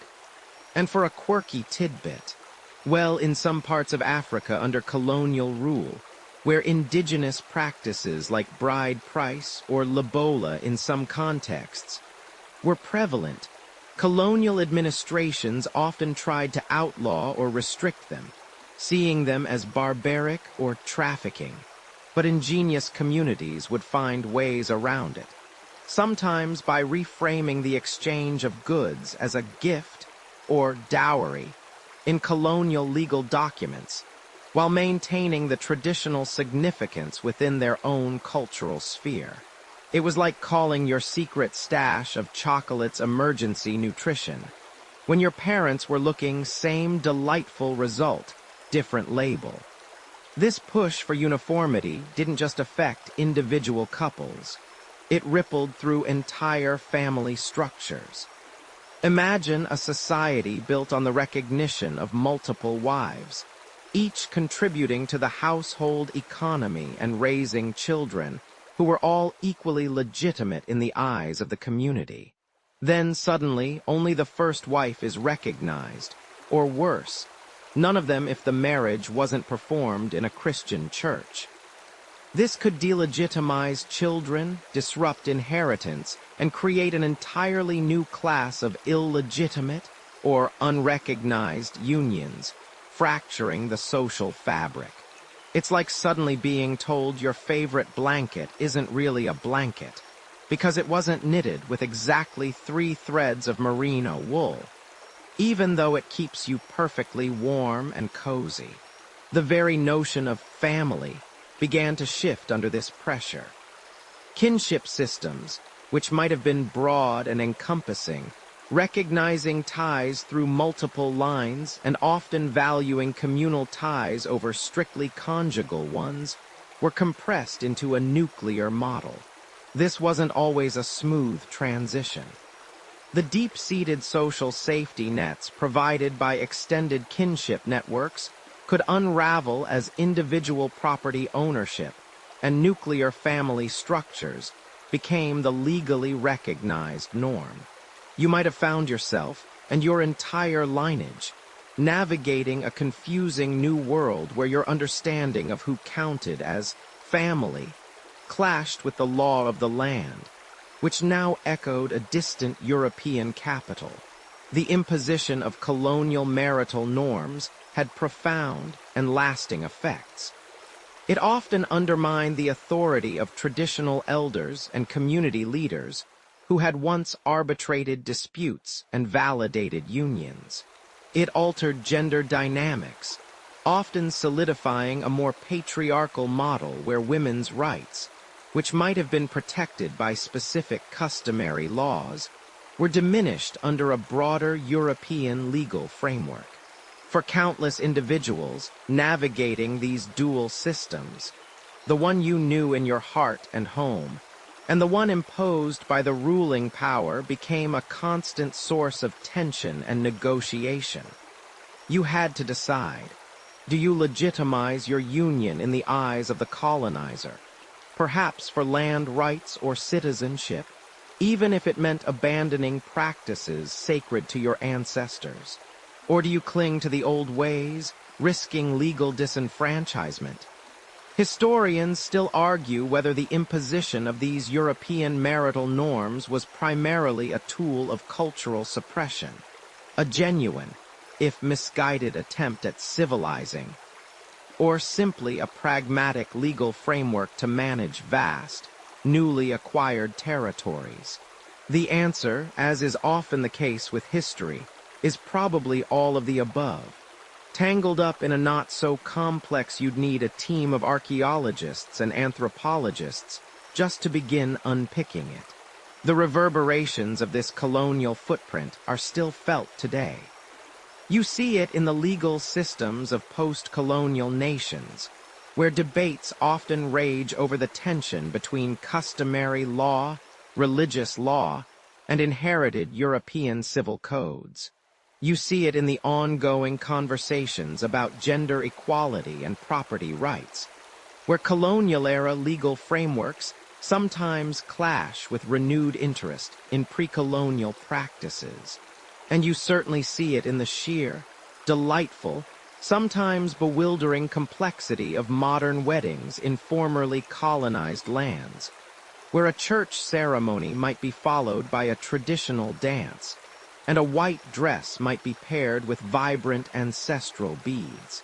It's a testament to the resilience of human culture, to its boundless capacity to adapt, to resist, and ultimately to redefine itself, even under the heaviest of boots. It reminds you that even when a bulldozer comes through, some delicate webs still find a way to shimmer in the sun, perhaps with a few new, unexpected threads. You stand amidst the rhythmic clatter and hum of the burgeoning factory floor, the air thick with the smell of coal smoke and damp wool. Your fingers, calloused from repetitive tasks, ache, but your mind, strangely, isn't on the loom before you. It's on the whispered conversations in the dim gaslit streets after work, the shy glances exchanged at the weekly market, the tantalizing possibility of a life built not on shared acreage or strategic alliances, but on something else entirely. This is a new world unfurling around you, a landscape of towering brick mills and sprawling urban sprawl. And within its chaotic embrace, something profound is shifting in the very fabric of human connection. The world, remember, used to arrange your life for you, often with the precision of a master cartographer drawing property lines. Your future spouse was, more often than not, a calculated asset, a means to consolidate land, secure lineage, or forge a powerful pact. Think back to those Mesopotamian contracts, where love was about as relevant as, well, a surplus of barley, or those ancient Asian dynasties, where family honor outweighed any fleeting personal affection. You'd be told who you were marrying, likely from a young age, and your primary role was to fall in line. Honestly, if you were around back then, surviving childhood, let alone finding a suitable spouse, might have been your bigger hurdle. So maybe the lack of dating apps wasn't your top concern. But now, the gears of industry are grinding, and they're not just producing textiles or steel. They're quietly, irrevocably, churning out a new kind of social order. As you leave the family farm, or even the village you knew, and arrive in the burgeoning industrial towns, the traditional oversight of elders begins to wane. You're earning a wage, however meager, that grants you a degree of independence never before imaginable. No longer are you strictly beholden to the produce of your land or the dictates of the feudal lord. For the first time, marriage starts to feel less like a corporate merger and more like a personal choice. This is the era where the idea of romantic love truly takes the main stage, shedding its old supporting role. The separation of home and work, a hallmark of industrialization, plays a huge part in this transformation. Your workplace is no longer your cottage or your farmstead, where every family member contributed to the household economy. Now, the factory or the office becomes the domain of production, while the home evolves into a haven, a sanctuary from the harsh realities of the outside world. This shift created a new ideal, the domestic sphere, primarily managed by women, as a place of emotional solace and moral uplift. You weren't marrying a coworker in the fields anymore. You were choosing a partner with whom you could build a shared emotional life, a refuge. The very concept of privacy in courtship starts to emerge, with couples seeking out moments alone, away from the prying eyes of the community. Before, everyone knew everyone's business, especially when it came to procreation and property. Now, the bustling anonymity of the city allowed for a different kind of connection to blossom. Mainstream historical fact. The 19th century witnessed the widespread popularization of the companionate marriage ideal, where mutual affection, shared interests, and emotional intimacy became central to the marital bond, often superseding purely economic or social considerations. This wasn't to say dowries vanished overnight, or that families ceased to have a say, but the balance was undeniably tipping. You see it reflected everywhere, from the rise of sentimental novels. Think Jane Austen's intricate dance of courtship, or the passionate, often tragic, romances of the Bronte sisters to popular songs and poetry. Love with a capital L became the cornerstone, not merely a pleasant bonus if you were lucky. It sounds terribly idealistic, and frankly, some historians still argue whether the shift to romantic love was a genuine societal evolution or largely a middle-class ideal propagated through literature, later adopted by other classes. There's certainly a case to be made that the working class, grappling with sheer survival, still had very pragmatic reasons for marriage. A quirky tidbit from this era of blossoming romance: the rise of specific, often elaborate, courtship rituals. Take the calling card etiquette, for instance. You, as a suitor, wouldn't just knock on the door. You'd leave a card, perhaps with a corner folded to indicate a personal visit. The lady of the house would then decide if she wished to receive you. It was a formal, almost theatrical dance of social signals, a far cry from the direct, often blunt, proposals rooted in land deeds of centuries past.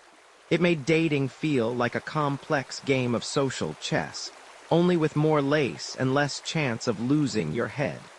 Imagine trying to decipher if a corner folded just so meant, "I adore you," or "I just need to borrow your gardening shears." So much simpler when you just married for more cows, right? The very idea of a wedding day also began to transform. While religious rites remained crucial, the emphasis started shifting towards personal expression and celebration. No longer was it just a solemn sacrament or a legal transaction. It was a public declaration of individual love, often accompanied by gifts, a reception, and increasingly elaborate attire.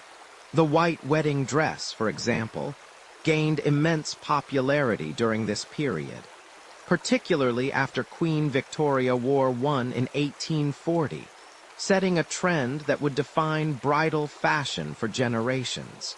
Before then, brides just wore their best dress, whatever color that happened to be. Suddenly, you're not just getting married, you're performing your love story for all to see. The cost of such celebrations, of course, began its slow, relentless climb, transforming what was once a relatively simple affair into an event that could drain a year's wages for many. You'd be looking at a lot more than a dowry chest full of linens now. You'd be thinking about flowers, music, and perhaps a multi-tiered cake, all to underscore the newfound primacy of romance. Imagine you're standing on a bustling London street in the mid-19th century, the air thick with the smell of coal smoke and horse manure, yet somehow, amidst it all, a vision of pristine white emerges from a carriage. It's a bride, of course, her gown a cascade of silk and lace, so pure it almost hurts your eyes. You crane your neck along with everyone else to catch a glimpse, because this isn't just any bride. This is a spectacle, an event, a symbol.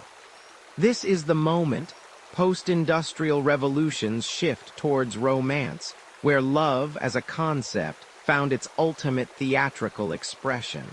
And you, dear listener, are right in the thick of it, trying not to trip over your own overly elaborate hat. The very notion of this dazzling, elaborate white wedding, which seems so timeless now, is in fact a relatively modern invention, birthed in the lavish, sometimes suffocating, embrace of the Victorian era.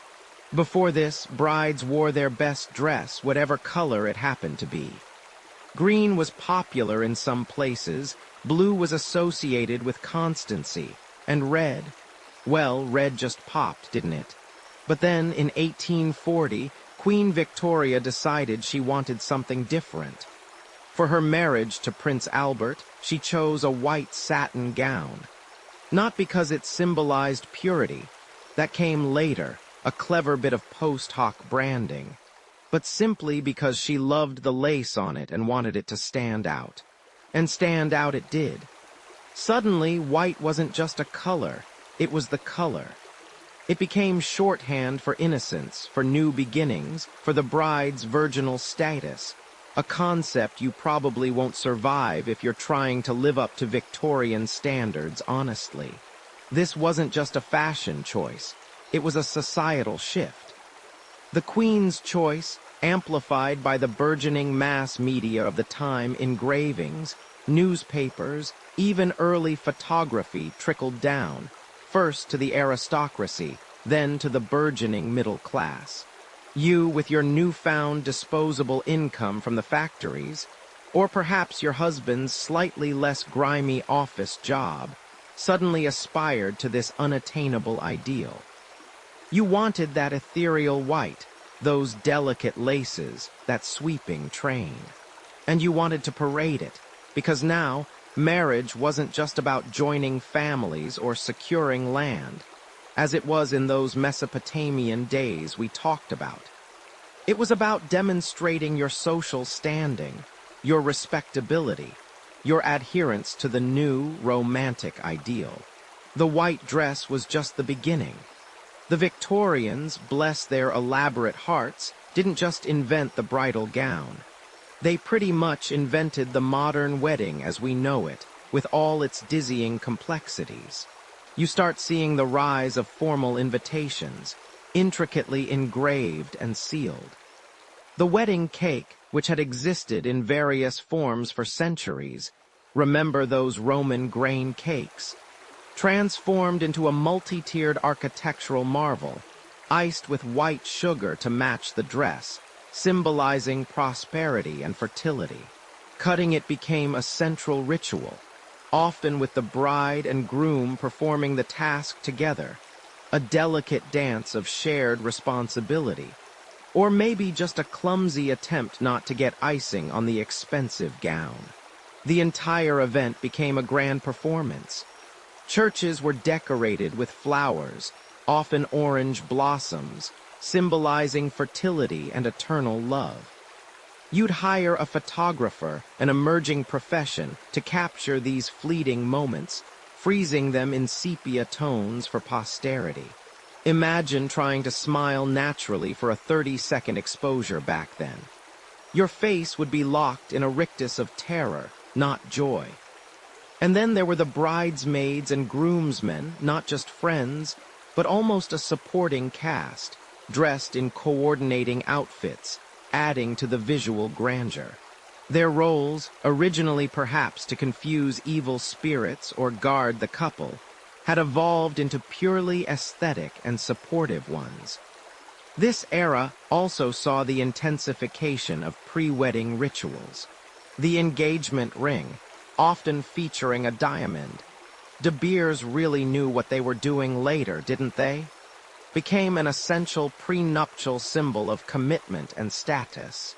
The trousseau, a collection of clothes and linens a bride brought into her marriage, became more elaborate, a testament to her family's wealth and her domestic preparedness. You were expected to have a beautifully embroidered linen closet ready for inspection, because, you know, priorities. And what about the honeymoon? Yes, that too, in its modern form, largely blossomed during this period. No longer just a visit to the bride's parents or a quick run away from angry relatives, depending on the historical period. It became a dedicated trip for the newlyweds, a period of secluded intimacy to cement their bond before returning to society. Of course, intimacy in the Victorian sense often meant separate bedrooms until children arrived, but it was a start. You might travel to a seaside resort, or perhaps a quaint country village, far from the prying eyes of your gossiping aunts. The societal pressures surrounding marriage also intensified. For women, marriage was still, overwhelmingly, the primary goal, and often the only respectable path to financial security and social standing. The ideal Victorian woman was pure, domestic, pious, and submissive. Her wedding day was her grand debut, signifying her transition from maidenhood to respectable wife, a role that demanded self-sacrifice and unwavering dedication to her husband and home. You, as a woman, were essentially a walking, talking, beautifully dressed testament to your family's moral standing and your husband's good taste. It was a lot of pressure, far more than choosing between chicken or fish. Historians still argue whether the elaborate white wedding was primarily a symbol of rising middle-class aspirations, a reinforcement of patriarchal norms, or a genuine expression of burgeoning romantic ideals. Perhaps it was all three, a complex tapestry woven from economic prosperity, shifting social values, and the human desire for spectacle and ritual. What's undeniable is its enduring power. This Victorian blueprint, with its white dress, tiered cake, and formal procession, remains deeply ingrained in our collective consciousness, a ghost in the machine of modern weddings. Even today, when you plan your own special day, you're unconsciously echoing the choices made by Queen Victoria and the generations of hopeful brides who followed her. aspiring to that dream of pristine purity and everlasting romance. You are, in essence, reenacting a 19th century fantasy, albeit one with slightly less restrictive corsets and probably better plumbing. You stretch out on your bed, perhaps adjusting the pillow just so, and you imagine a flicker of light, a cinema reel, turning us from the soft focus of the Victorian era into the sharper, more dynamic hues of the 20th century. The white dress, that symbol of purity and societal expectation, still shimmers in memory, but its glow begins to be challenged, refracted through a prism of unprecedented social and legal upheaval. Marriage, that ancient institution we've been tracing through millennia, is about to undergo a metamorphosis so profound, it will scarcely be recognizable to your great-grandparents, let alone those Mesopotamians with their clay tablets. Suddenly, you're standing at the threshold of modernity, the air buzzing with new inventions, new ideas, and the distant rumble of world wars. The idyllic, almost static image of the nuclear family from the 1950s, the one plastered on every vintage ad, complete with a perfectly coiffed mother and pipe-smoking father. That's a snapshot, a fleeting moment in a century defined by radical shifts. Before that and after it, the very fabric of marital existence was being rewoven, thread by thread, by legal battles, social movements, and an undeniable quest for individual equality. Imagine, if you will, the early days of the century. Women, though gaining some suffrage rights, were still largely subsumed by their husbands legally. This concept, known as coverture, meant that upon marriage, a woman's legal identity was effectively absorbed by her husband's. She couldn't own property independently, couldn't enter into contracts, and her earnings legally belonged to him. It sounds quaint, doesn't it? A bit like finding out your pet goldfish technically owns your car. But for millions, it was a very real, very restrictive legal cage. The movement to dismantle coverture wasn't a sudden explosion. It was a slow, persistent chipping away, like water eroding a mountain, driven by early feminists and changing economic realities. Then came the wars. World War I and especially World War II acted as accelerants, shaking up traditional gender roles faster than you can say Rosie the Riveter. Women streamed into factories, took on roles previously unthinkable for them, and experienced a taste of financial independence and agency. When the soldiers returned, things couldn't simply snap back to the way they were. That genie was out of the bottle. Marriages formed quickly amidst wartime uncertainties, sometimes impulsively, leading to an increase in divorce rates post-war as realities set in. And people realized that perhaps they preferred not being legally merged with someone whose only shared interest was surviving the rationing. This brings us to the mainstream historical fact of the matter: the gradual but significant shift towards easier divorce.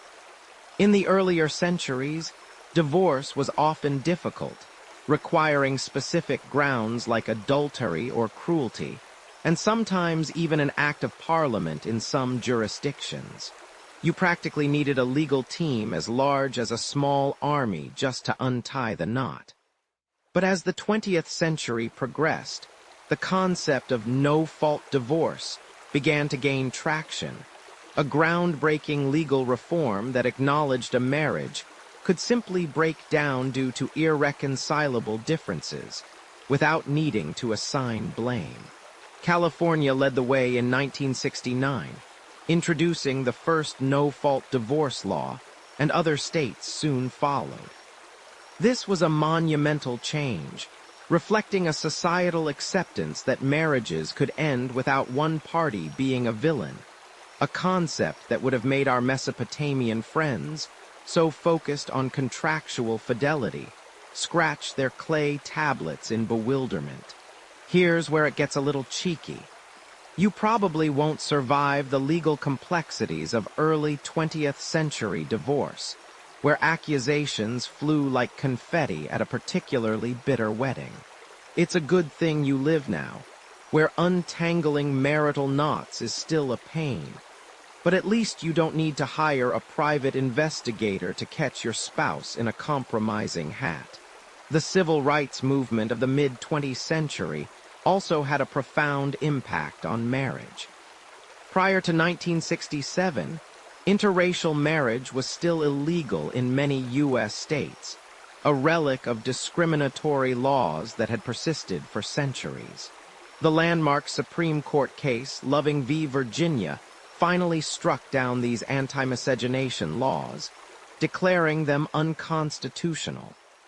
This ruling was a massive step towards racial equality within the institution of marriage, affirming that the state could not dictate who could marry whom based on race. It paved the way for broader conversations about who truly had the right to marry and under what conditions. Now for a quirky tidbit. During the mid-20th century, especially in the era of Hollywood's golden age, stars often faced morality clauses in their contracts.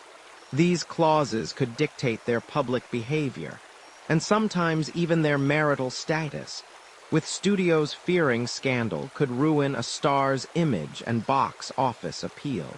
Some stars entered into marriages of convenience, or kept their true relationships hidden to avoid these clauses, a strange echo of the arranged marriages of old, but for entirely different, celebrity-driven reasons. Imagine having your boss dictate your dating life. As the century neared its close, the focus on individual autonomy and happiness intensified, further transforming the nature of marriage. The idea of a companionate marriage, where love, friendship, and shared interests were paramount, largely superseded the economic and familial alliances of previous eras. Marriage was increasingly seen as a personal choice, a partnership between equals, rather than a societal or religious obligation. Of course, the journey to true equality within marriage, especially for women, was and continues to be ongoing. Historians still argue whether the advent of easier divorce led to a decline in marital commitment, or if it simply provided an escape hatch for relationships that were already failing, reflecting deeper societal shifts in personal fulfillment. The late 20th century also laid the groundwork for the next major frontier in marital equality: same-sex marriage. Though actual legal recognition would largely arrive in the 21st century, the seeds were sown in the growing movements for LGBTQ+ rights, challenging traditional definitions of marriage and demanding equal access to its rights and protections. The societal conversation shifted from whether marriage was primarily for procreation or property, to whether it was a fundamental human right for all consenting adults. You can feel the echoes of those earlier battles against coverture and racial discrimination reverberating through these new debates, a constant reevaluation of who gets to say, "I do," and what that pledge truly means in a constantly evolving world. You stand there, perhaps in a lavish ballroom glowing with fairy lights, or maybe on a sun-drenched beach with the waves whispering promises. The air buzzes with excited chatter, the clink of glasses, and the faint, nervous tremor of two people about to embark on something truly monumental. You see the bride, perhaps in a gown spun from silk and dreams, or a vibrant sari shimmering with intricate embroidery. The groom, in a sharp suit or a richly adorned sherwani, looks equally poised, if a little overwhelmed. And as the music swells and the procession begins, a thought might just trickle into your sleepy brain. You probably won't survive planning one of these things yourself. Truly, the modern global wedding tapestry is a riot of color, sound, and expectation.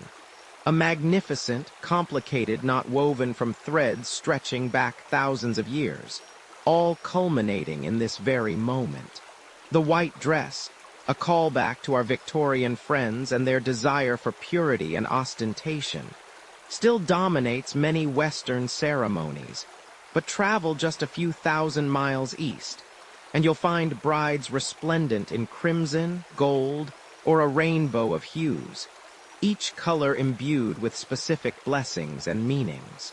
The exchange of rings, that ancient symbol of eternity with no beginning or end, persists almost universally, though some cultures prefer bracelets or necklaces or even intricate foot adornments. Then there's the first dance, a relatively modern invention that gained traction in the 19th century, allowing the newlyweds to literally step out together, often with choreography that would make a professional dancer sweat. And the cake. Oh, the cake. From towering confections that defy gravity to small, symbolic pastries, the cutting of the cake remains a staple. Historians still argue whether the primary purpose of the wedding cake evolved more from ancient fertility rituals involving bread crumbling, or simply as a show of the family's wealth and baking prowess. Either way, it's a sweet, delicious nod to a shared future. Speaking of sweet, let's not forget the endless superstitions that still cling to these joyous occasions like glitter to a new carpet. Something old, something new, something borrowed, something blue.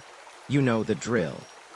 The old represents continuity, the new optimism, the borrowed happiness from a successfully married friend. Just make sure you give it back or bad luck will surely follow. And the blue, fidelity and purity. And rain on your wedding day. Many now believe it brings good luck, cleansing the past and providing a fresh start, which is a convenient reinterpretation if you live somewhere perpetually drizzly. The groom seeing the bride before the ceremony is still largely taboo in many cultures, leading to elaborate schemes worthy of a spy thriller, all to ensure she doesn't jinx their union.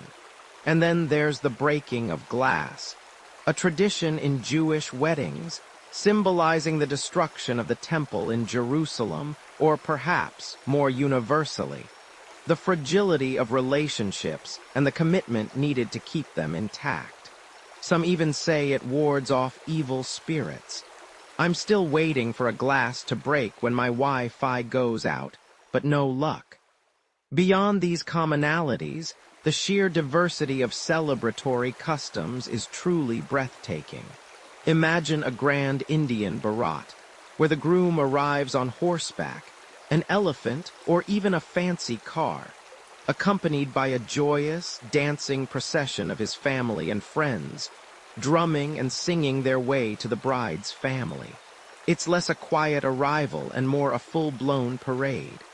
In Filipino weddings, you might encounter the money dance, where guests pin bills to the bride and groom's attire, showering them with financial blessings for their new life.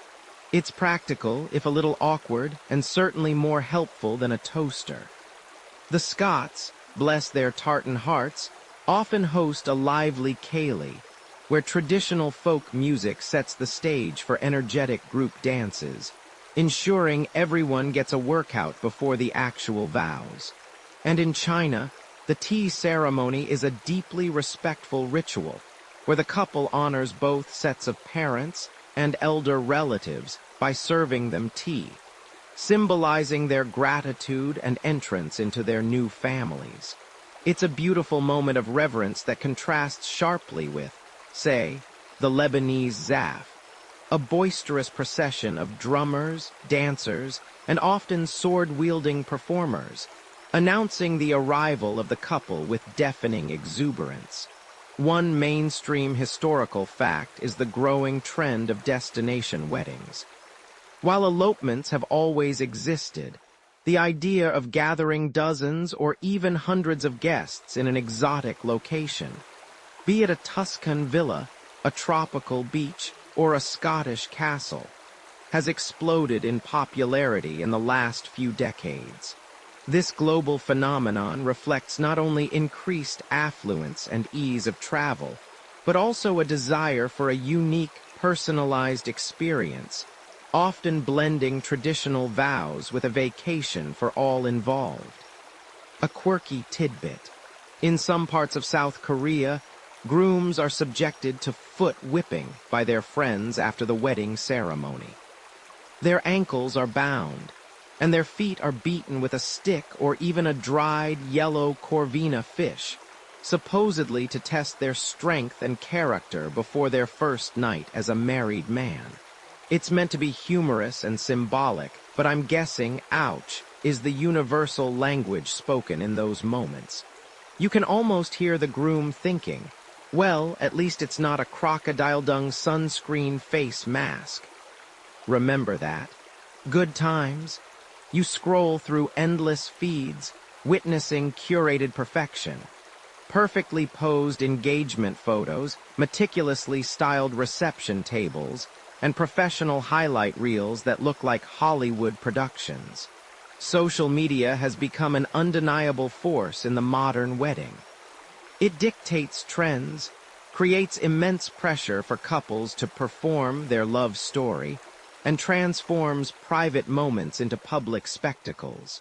From live streaming ceremonies for distant relatives to meticulously tagging every vendor, the wedding has, in many ways, become a piece of digital content.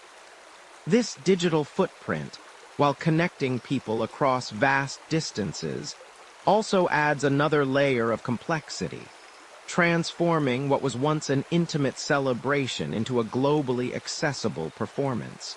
You might even feel the subtle pressure to get that perfect ring shot for your own feed. And amidst all this grandeur, a quieter, yet increasingly significant, movement is taking root: the eco-friendly wedding.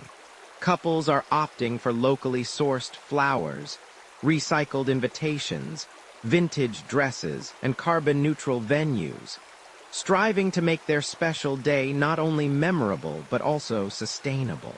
This shift reflects a broader societal consciousness, demonstrating that even in moments of grand celebration, our impact on the planet is increasingly considered. It's a thoughtful counterpoint to the traditional extravagance, proving that love doesn't have to cost the earth, literally. Historians still argue whether the elaborate, highly personalized modern wedding, with its endless array of options and bespoke details, represents a genuine evolution of personal expression, or simply the ultimate triumph of consumerism, driven by a multi-billion-dollar industry. Are we truly crafting unique expressions of love? Or are we just buying into increasingly complex packages? You blink and suddenly you're not just planning a party, you're orchestrating an empire. Think about it. That Pinterest board you've curated, the countless hours you've spent scrolling through artisanal cake designs and bespoke floral arrangements. Each click, each saved image, is a tiny cog in a colossal machine. You're standing on the precipice of an industry so vast, so pervasive, it practically has its own gravitational pull. This isn't just about two people deciding to tie the knot anymore. It's about a multi-billion-dollar behemoth, a finely tuned engine of dreams, and let's be honest, often mild panic attacks. You're navigating a landscape where every napkin fold has a price, every candle flickers with a vendor's profit margin, and every single I do is meticulously accounted for in someone's quarterly report. You're not just a happy couple, you're a demographic, a target market, a walking, talking revenue stream. And if you think you're going to escape this entirely unscathed, financially or emotionally, you probably won't survive this. Remember how, back in the hunter-gatherer days, a union might have involved a simple exchange of pelts or a shared mammoth rib. Fast forward a few millennia, past the land deeds of the agricultural era and the dowries of Mesopotamia, past the church sacraments of medieval Europe. And here you are, confronting a price tag that could easily buy a small car, or a down payment on a house, or at least a really, really good espresso machine for life. The transformation has been radical. What was once a communal, often localized, affair, neighbors helping with food, family members sewing a dress, a village elder officiating, has transmogrified into a hyper-professionalized spectacle. This shift really accelerated in the mid-20th century. While elements of commercialization, like bespoke dresses for the wealthy or commissioned wedding feasts, certainly existed before, the democratization and expansion of the wedding industry as we know it took off post-World War II. The boom in consumer culture, combined with growing prosperity in many Western nations, meant that more couples could afford and were encouraged to desire a perfect day, leading to a proliferation of specialized services. Suddenly, you weren't just getting married, you were producing a wedding. The sheer scale of this industry is staggering. We're talking about an ecosystem populated by thousands upon thousands of businesses, each vying for a slice of your matrimonial pie. From the sprawling, opulent wedding venues that look like they were plucked straight out of a fairy tale, to the catering companies that promise culinary masterpieces, to the florists who can conjure botanical wonders from thin air, and often, from halfway across the globe, to the photographers and videographers who are essentially memory architects, freezing fleeting moments into eternal high definition. And let's not forget the wedding planners themselves, the orchestrators of this grand symphony, the calm amidst the storm, the people you pay a small fortune to ensure you don't accidentally book a bouncy castle instead of a string quartet. It's like assembling an Olympic team, but for one day, and the gold medal is a perfect Instagram feed. This commercialization isn't merely about providing services. It's about shaping desires. Marketing plays a titanic role. Bridal magazines, once the sole purveyors of wedding aspirations, have now been joined by an endless digital stream of inspiration. Pinterest boards overflowing with themes, Instagram feeds curated by professional stylists, TikTok trends dictating everything from first dance moves to bridesmaid dress colors. You are constantly bombarded with images of perfection, of unique touches that somehow manage to look exactly like everyone else's unique touches. This creates an almost insatiable hunger for novelty, for making your day stand out, even if that uniqueness comes with a hefty surcharge. It's a delicate dance between authenticity and aspiration, where the line often blurs into a beautifully photoshopped haze. And sometimes, you just want to throw a big party, but then you see a friend's wedding with a chocolate fountain, and suddenly your simple buffet just won't do. It's a slippery slope, my friend. One of the quirkier tidbits you might stumble upon is the rise of highly specialized, almost absurd wedding services. Beyond the standard fare, you can now hire professional ring bearers, often trained dogs or miniature ponies. Rent live doves for release, which, surprisingly, don't always fly off gracefully, or even commission a custom-scented candle to evoke the essence of your wedding day for years to come. Yes, you heard that right. Your wedding can now have its own signature fragrance, probably costing more than a small car or a down payment on a house. Wait, déjà vu. These niche services underscore the industry's relentless pursuit of new ways to differentiate and, of course, monetize. It's a testament to how far we've moved from simple declarations of commitment to elaborate sensory experiences.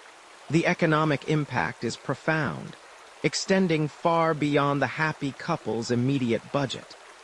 The wedding industry supports millions of jobs globally, from local florists and bakers to international luxury brands and travel agencies. It drives innovation in event planning, hospitality, fashion, and even technology. Think of all the apps designed to manage guest lists, seating charts, and budgets. It's a significant contributor to GDP in many countries, a reliable economic engine even in times of uncertainty. Because, let's face it, people just keep falling in love, or at least deciding to get married. And they will pay for it. However, this commercialization also sparks a vigorous debate. Historians still argue whether the modern wedding industry, in its relentless pursuit of profit and perfection, has fundamentally altered the core meaning of marriage itself. Has it shifted from a sacred union or a practical alliance to primarily a consumer event, a public performance where the spectacle often overshadows the substance? Does the pressure to spend exorbitant amounts create undue financial stress, leading to a potentially rocky start for many marriages? Or, conversely, has the industry simply adapted to modern desires, providing services that allow couples to express their individuality and celebrate their love in grander, more memorable ways? There's no easy answer, and arguments swing wildly between these poles, like a perpetually tipsy wedding guest trying to navigate a dance floor. You find yourself caught in the currents of this commercial ocean. You might try to resist, to opt for simplicity, but the pull of societal expectation, the pervasive imagery of the perfect day, and the sheer convenience of outsourced services can be overwhelmingly strong. It's a testament to capitalism's ingenious ability to monetize even our most fundamental human impulses: love, commitment, and the desire for celebration. You're not just buying a dress, you're buying into a dream. You're not just booking a venue, you're renting a narrative. And as you fall asleep, surrounded by the echoes of champagne flutes clinking and the faint scent of expensive lilies, you wonder if all those millions of dollars truly bought more happiness, or just a really, really impressive party. You're standing there, perhaps in a rented suit that feels a size too snug around the shoulders, or a dress that's been carefully chosen to be just different enough from every other wedding dress your friends have worn. The air hums with a curious energy, a blend of anticipation, and, well, let's be honest, the quiet, existential dread that comes with witnessing two people embark on something so profoundly significant, so utterly binding, that you probably won't survive it yourself. You're at a wedding, of course, but not just any wedding.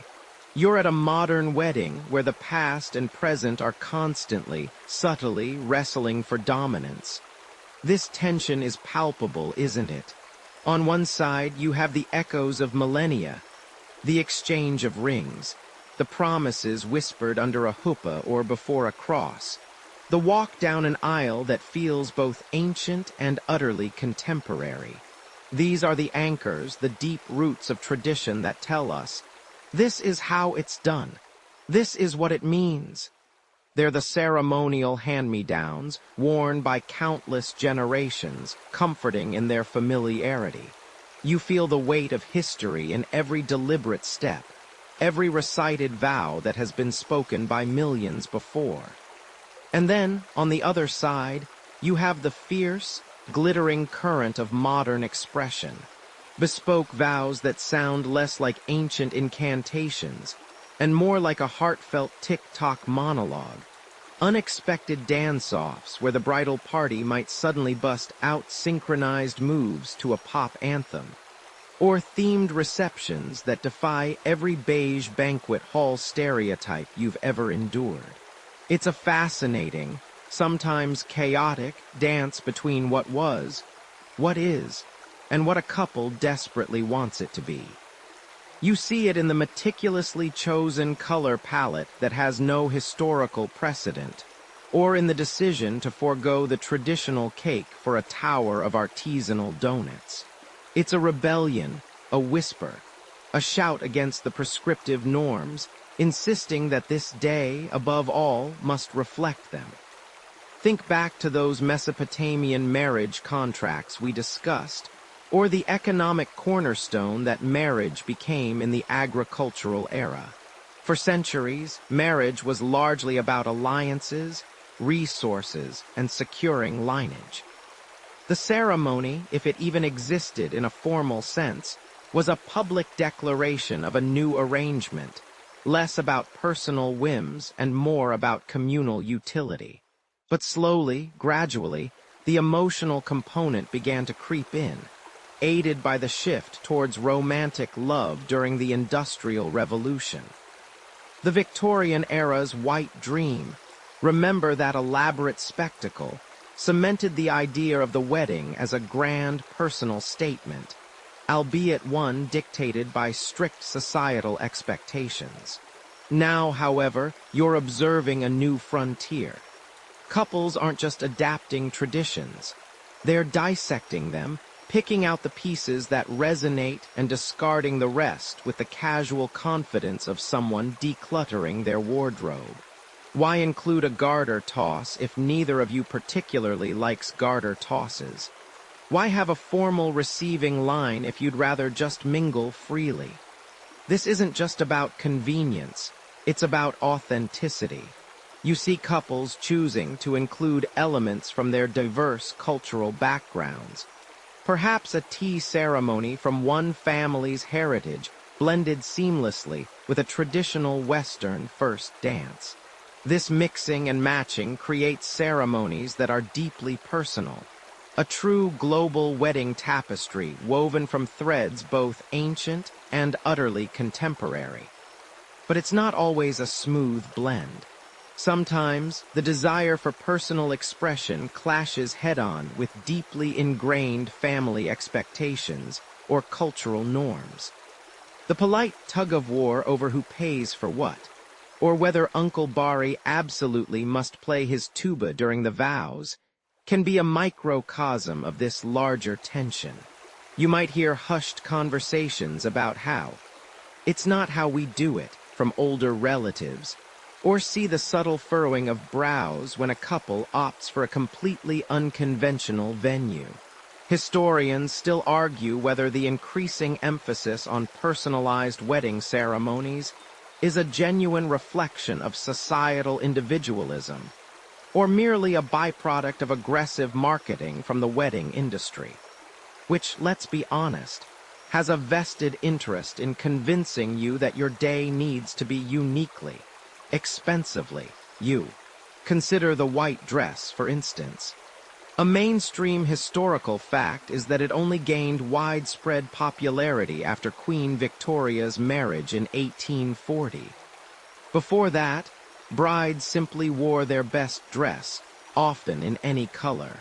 Yet try to suggest to some modern brides that they wear something other than white, and you might get a look that suggests you've just suggested they incorporate a mock abduction of the groom, which, incidentally, in some cultures, is still a playful, consensual part of the ceremony, a quirky nod to ancient capture marriages. The white dress, once a novel fashion statement, has solidified into an almost unbreakable tradition, even as other aspects of the wedding morph and change. This tension isn't just about aesthetics, it's about meaning. Are these personalized celebrations weakening the bonds of shared cultural understanding? Or are they strengthening them by making rituals more relevant to contemporary lives? You see the subtle shift in focus from the communal affirmation of a union to the individual celebration of two unique personalities. It's a fascinating evolution, where every decision, from the choice of music to the wording of the invitations, becomes a negotiation between the weight of the past and the pull of the present.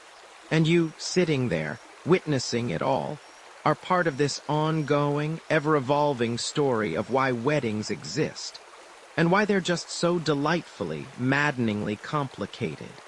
You scroll through an endless gallery of faces, each one a potential future, a fleeting moment, or perhaps a profound connection. The glow of your screen illuminates the quiet room, a stark contrast to the grand, boisterous weddings we've been traipsing through for hours, from those bustling Silk Road exchanges to the elaborate Victorian confections. Today, the world of partnership feels less like a fixed institution and more like a fluid, ever-shifting stream, a river where ancient currents meet digital tides. And sometimes, frankly, you probably won't survive this labyrinthine journey without a few metaphorical shipwreck repairs. We've sailed past the era where marriage was primarily a land deed, a family merger, or a divine decree. Now, as the 21st century unfolds its complex tapestry, you're standing at a fascinating, if sometimes bewildering, crossroads. The fundamental challenges to forming and maintaining committed relationships are shifting underfoot, less about finding the right dowry and more about finding the right Wi-Fi password. Economic pressures, for instance, are colossal. Remember how the agricultural revolution made marriage an economic cornerstone. Well, today, student loan debt, exorbitant housing costs, and the general precariousness of gig economies mean that for many, the traditional path of get married, buy a house, have 2.5 kids, often feels like a fantasy novel, not a life plan. People are delaying marriage or opting out entirely because, quite simply, it's expensive to even start a life together, let alone throw a party that costs the equivalent of a small car. It's no longer just about merging two souls, but often two mountains of debt. What a romantic notion, right? The very demographics of society are doing a little dance, too, a grand ballet of changing expectations. You see more people choosing to live together without tying the knot, a phenomenon that has soared in popularity over the last few decades. Cohabitation, once frowned upon, is now a perfectly acceptable, even preferred, pathway for many couples. It's like a long-term trial run, only without the prenup that says, if this fails, you owe me half the Netflix subscription. Furthermore, our understanding of what constitutes a couple, or a family, has exploded into a beautiful, vibrant spectrum. One of the most significant shifts, a mainstream historical fact you've witnessed in your own lifetime, is the global movement towards the recognition and legalization of same-sex marriage. What was once unthinkable in many societies, bound by rigid heteronormative structures, has become a reality in numerous countries, reflecting a profound redefinition of love's legal boundaries. This wasn't just a legal tweak. It was a societal earthquake, proving that the institution, as old as humanity itself, could still bend, however slowly, to the arc of inclusion. Then there's the subtle, yet profound, shift in personal priorities. You're living in an era of hyper-individualism, where self-actualization and personal growth often take precedence over traditional partnership roles. The old script of complementary halves has been replaced by two whole individuals choosing to share a path. This isn't inherently bad, of course, but it adds layers of complexity. Negotiation, communication, and mutual respect become not just virtues, but absolute necessities, because neither partner is expected to simply fall into a predefined role. You're both navigating your careers, your passions, your distinct identities, and trying to weave them into a shared narrative. Sometimes it feels less like a romantic duet, and more like two highly skilled soloists trying to improvise a symphony without a conductor. Looking ahead, the future of committed relationships seems wonderfully, terrifyingly diverse. We're seeing more discussions around non-monogamous relationships, polyamory, open relationships, and even relationship anarchy moving from the fringes into mainstream conversations, if not mainstream practice. This quirky or fringe tidbit suggests that for some, the very concept of exclusive romantic partnership might be less of a universal truth and more of a cultural construct that can be reimagined. It's not just about one person for life. It's about crafting connections that genuinely serve the individuals involved, even if that means multiple, ethically negotiated, deep bonds. Imagine explaining that to a Mesopotamian couple signing their first written marriage contract. They'd probably just offer you a very confused look and ask if you had any spare barley. The digital world, too, plays an increasingly pivotal role. Online dating platforms have entirely reshaped how you meet potential partners, expanding your pool of possibilities from your local village to, well, the entire planet. Long-distance relationships are more sustainable than ever thanks to video calls and instant messaging. While technology can connect, it also presents its own set of challenges, like the constant temptation of, what if there's someone better out there? With a mere swipe. It's a digital Garden of Eden, filled with tempting apples. Historians still argue whether the current shifts, the declining marriage rates, the rising age of first marriage, the diversification of family structures signify a fundamental erosion of the partnership instinct that began with our ancient ancestors, or merely an evolution of its forms. Are we falling out of love with commitment, or simply reimagining what commitment looks like in a rapidly changing world? Perhaps it's neither. Perhaps, just like the hunter-gatherers who adapted their alliances to the demands of survival, you, too, are adapting, crafting new frameworks for intimacy and connection that fit a world utterly unrecognizable to those who first paired up in primordial forests. The primal drive to connect, to share, to build a future, it seems, endures. The wedding itself might change, might shrink or swell, but the whisper of two hearts seeking one another across time and space remains a constant hum. You stand there, a silent observer in a swirling kaleidoscope of joy. The air hums with unspoken vows, a delicate perfume of ancient hopes and freshly cut flowers. You see them, the couple, bathed in a light that seems to bend just for them, their faces alight with a mixture of terror and utter, profound certainty.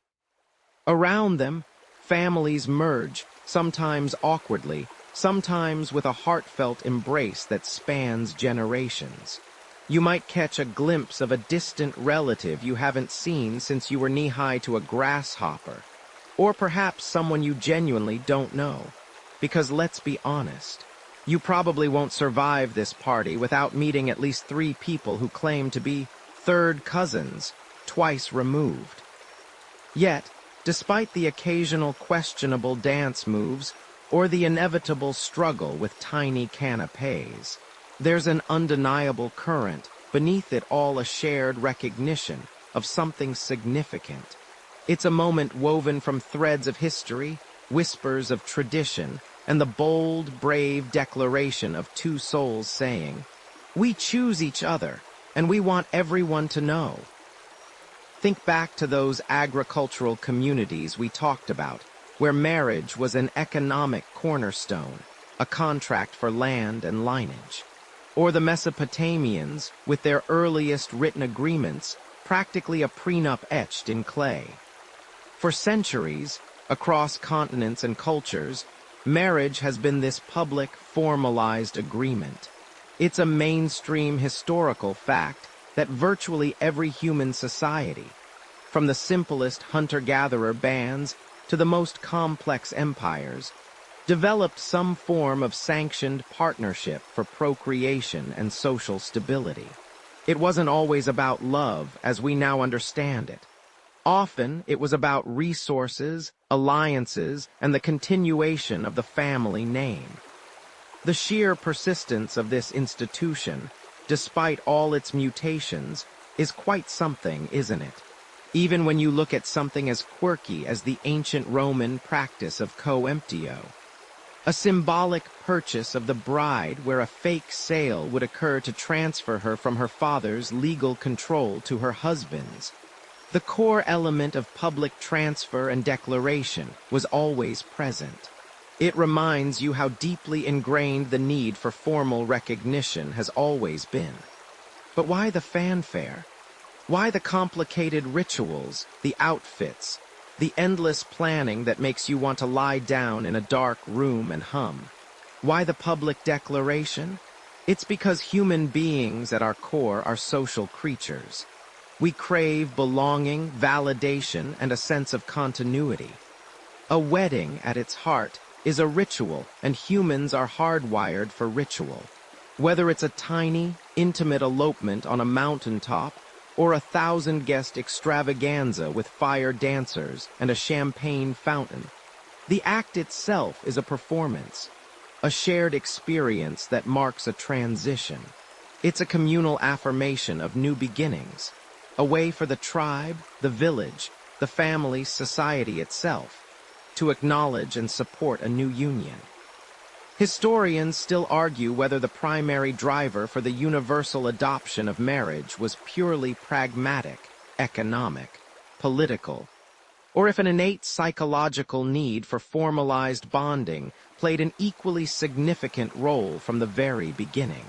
Remember those indigenous spiritual unions, how they often celebrated the merging of not just two individuals, but two families, two spirits, sometimes even two tribal lineages. That collective investment is key. It's not just about the couple. It's about the web of relationships they exist within. Even in our modern global wedding tapestry, with all its unique superstitions and customized vows, you see this need for external recognition. Why else would we post it on social media, share the photos, tell everyone? It's not just showing off, though a little bit of that is fun too.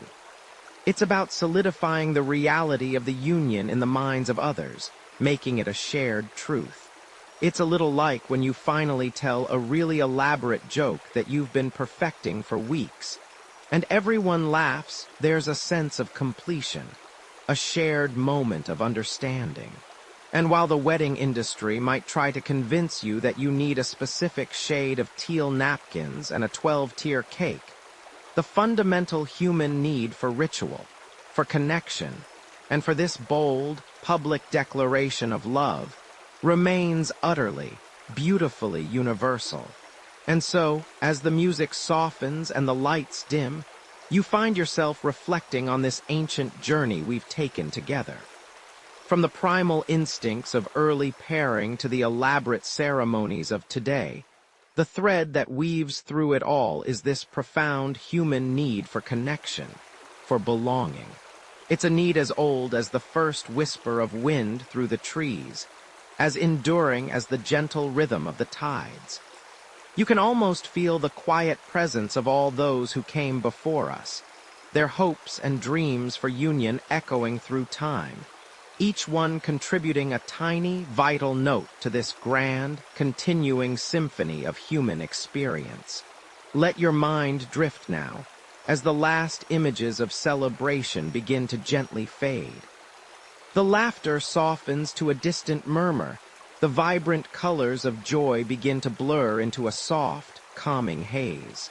Feel the quiet stillness settle around you, like a soft blanket drawn up to your chin. The journey through history is complete for tonight, but the story of human connection, of love declared and lives intertwined, continues on, an endless, comforting narrative. Rest now, dear listener, knowing that in this vast, complicated world, the simple, beautiful need to share life's journey with another, and to have that choice witnessed and celebrated, remains a constant, a warm and steady light in the quiet dark. Sweet dreams.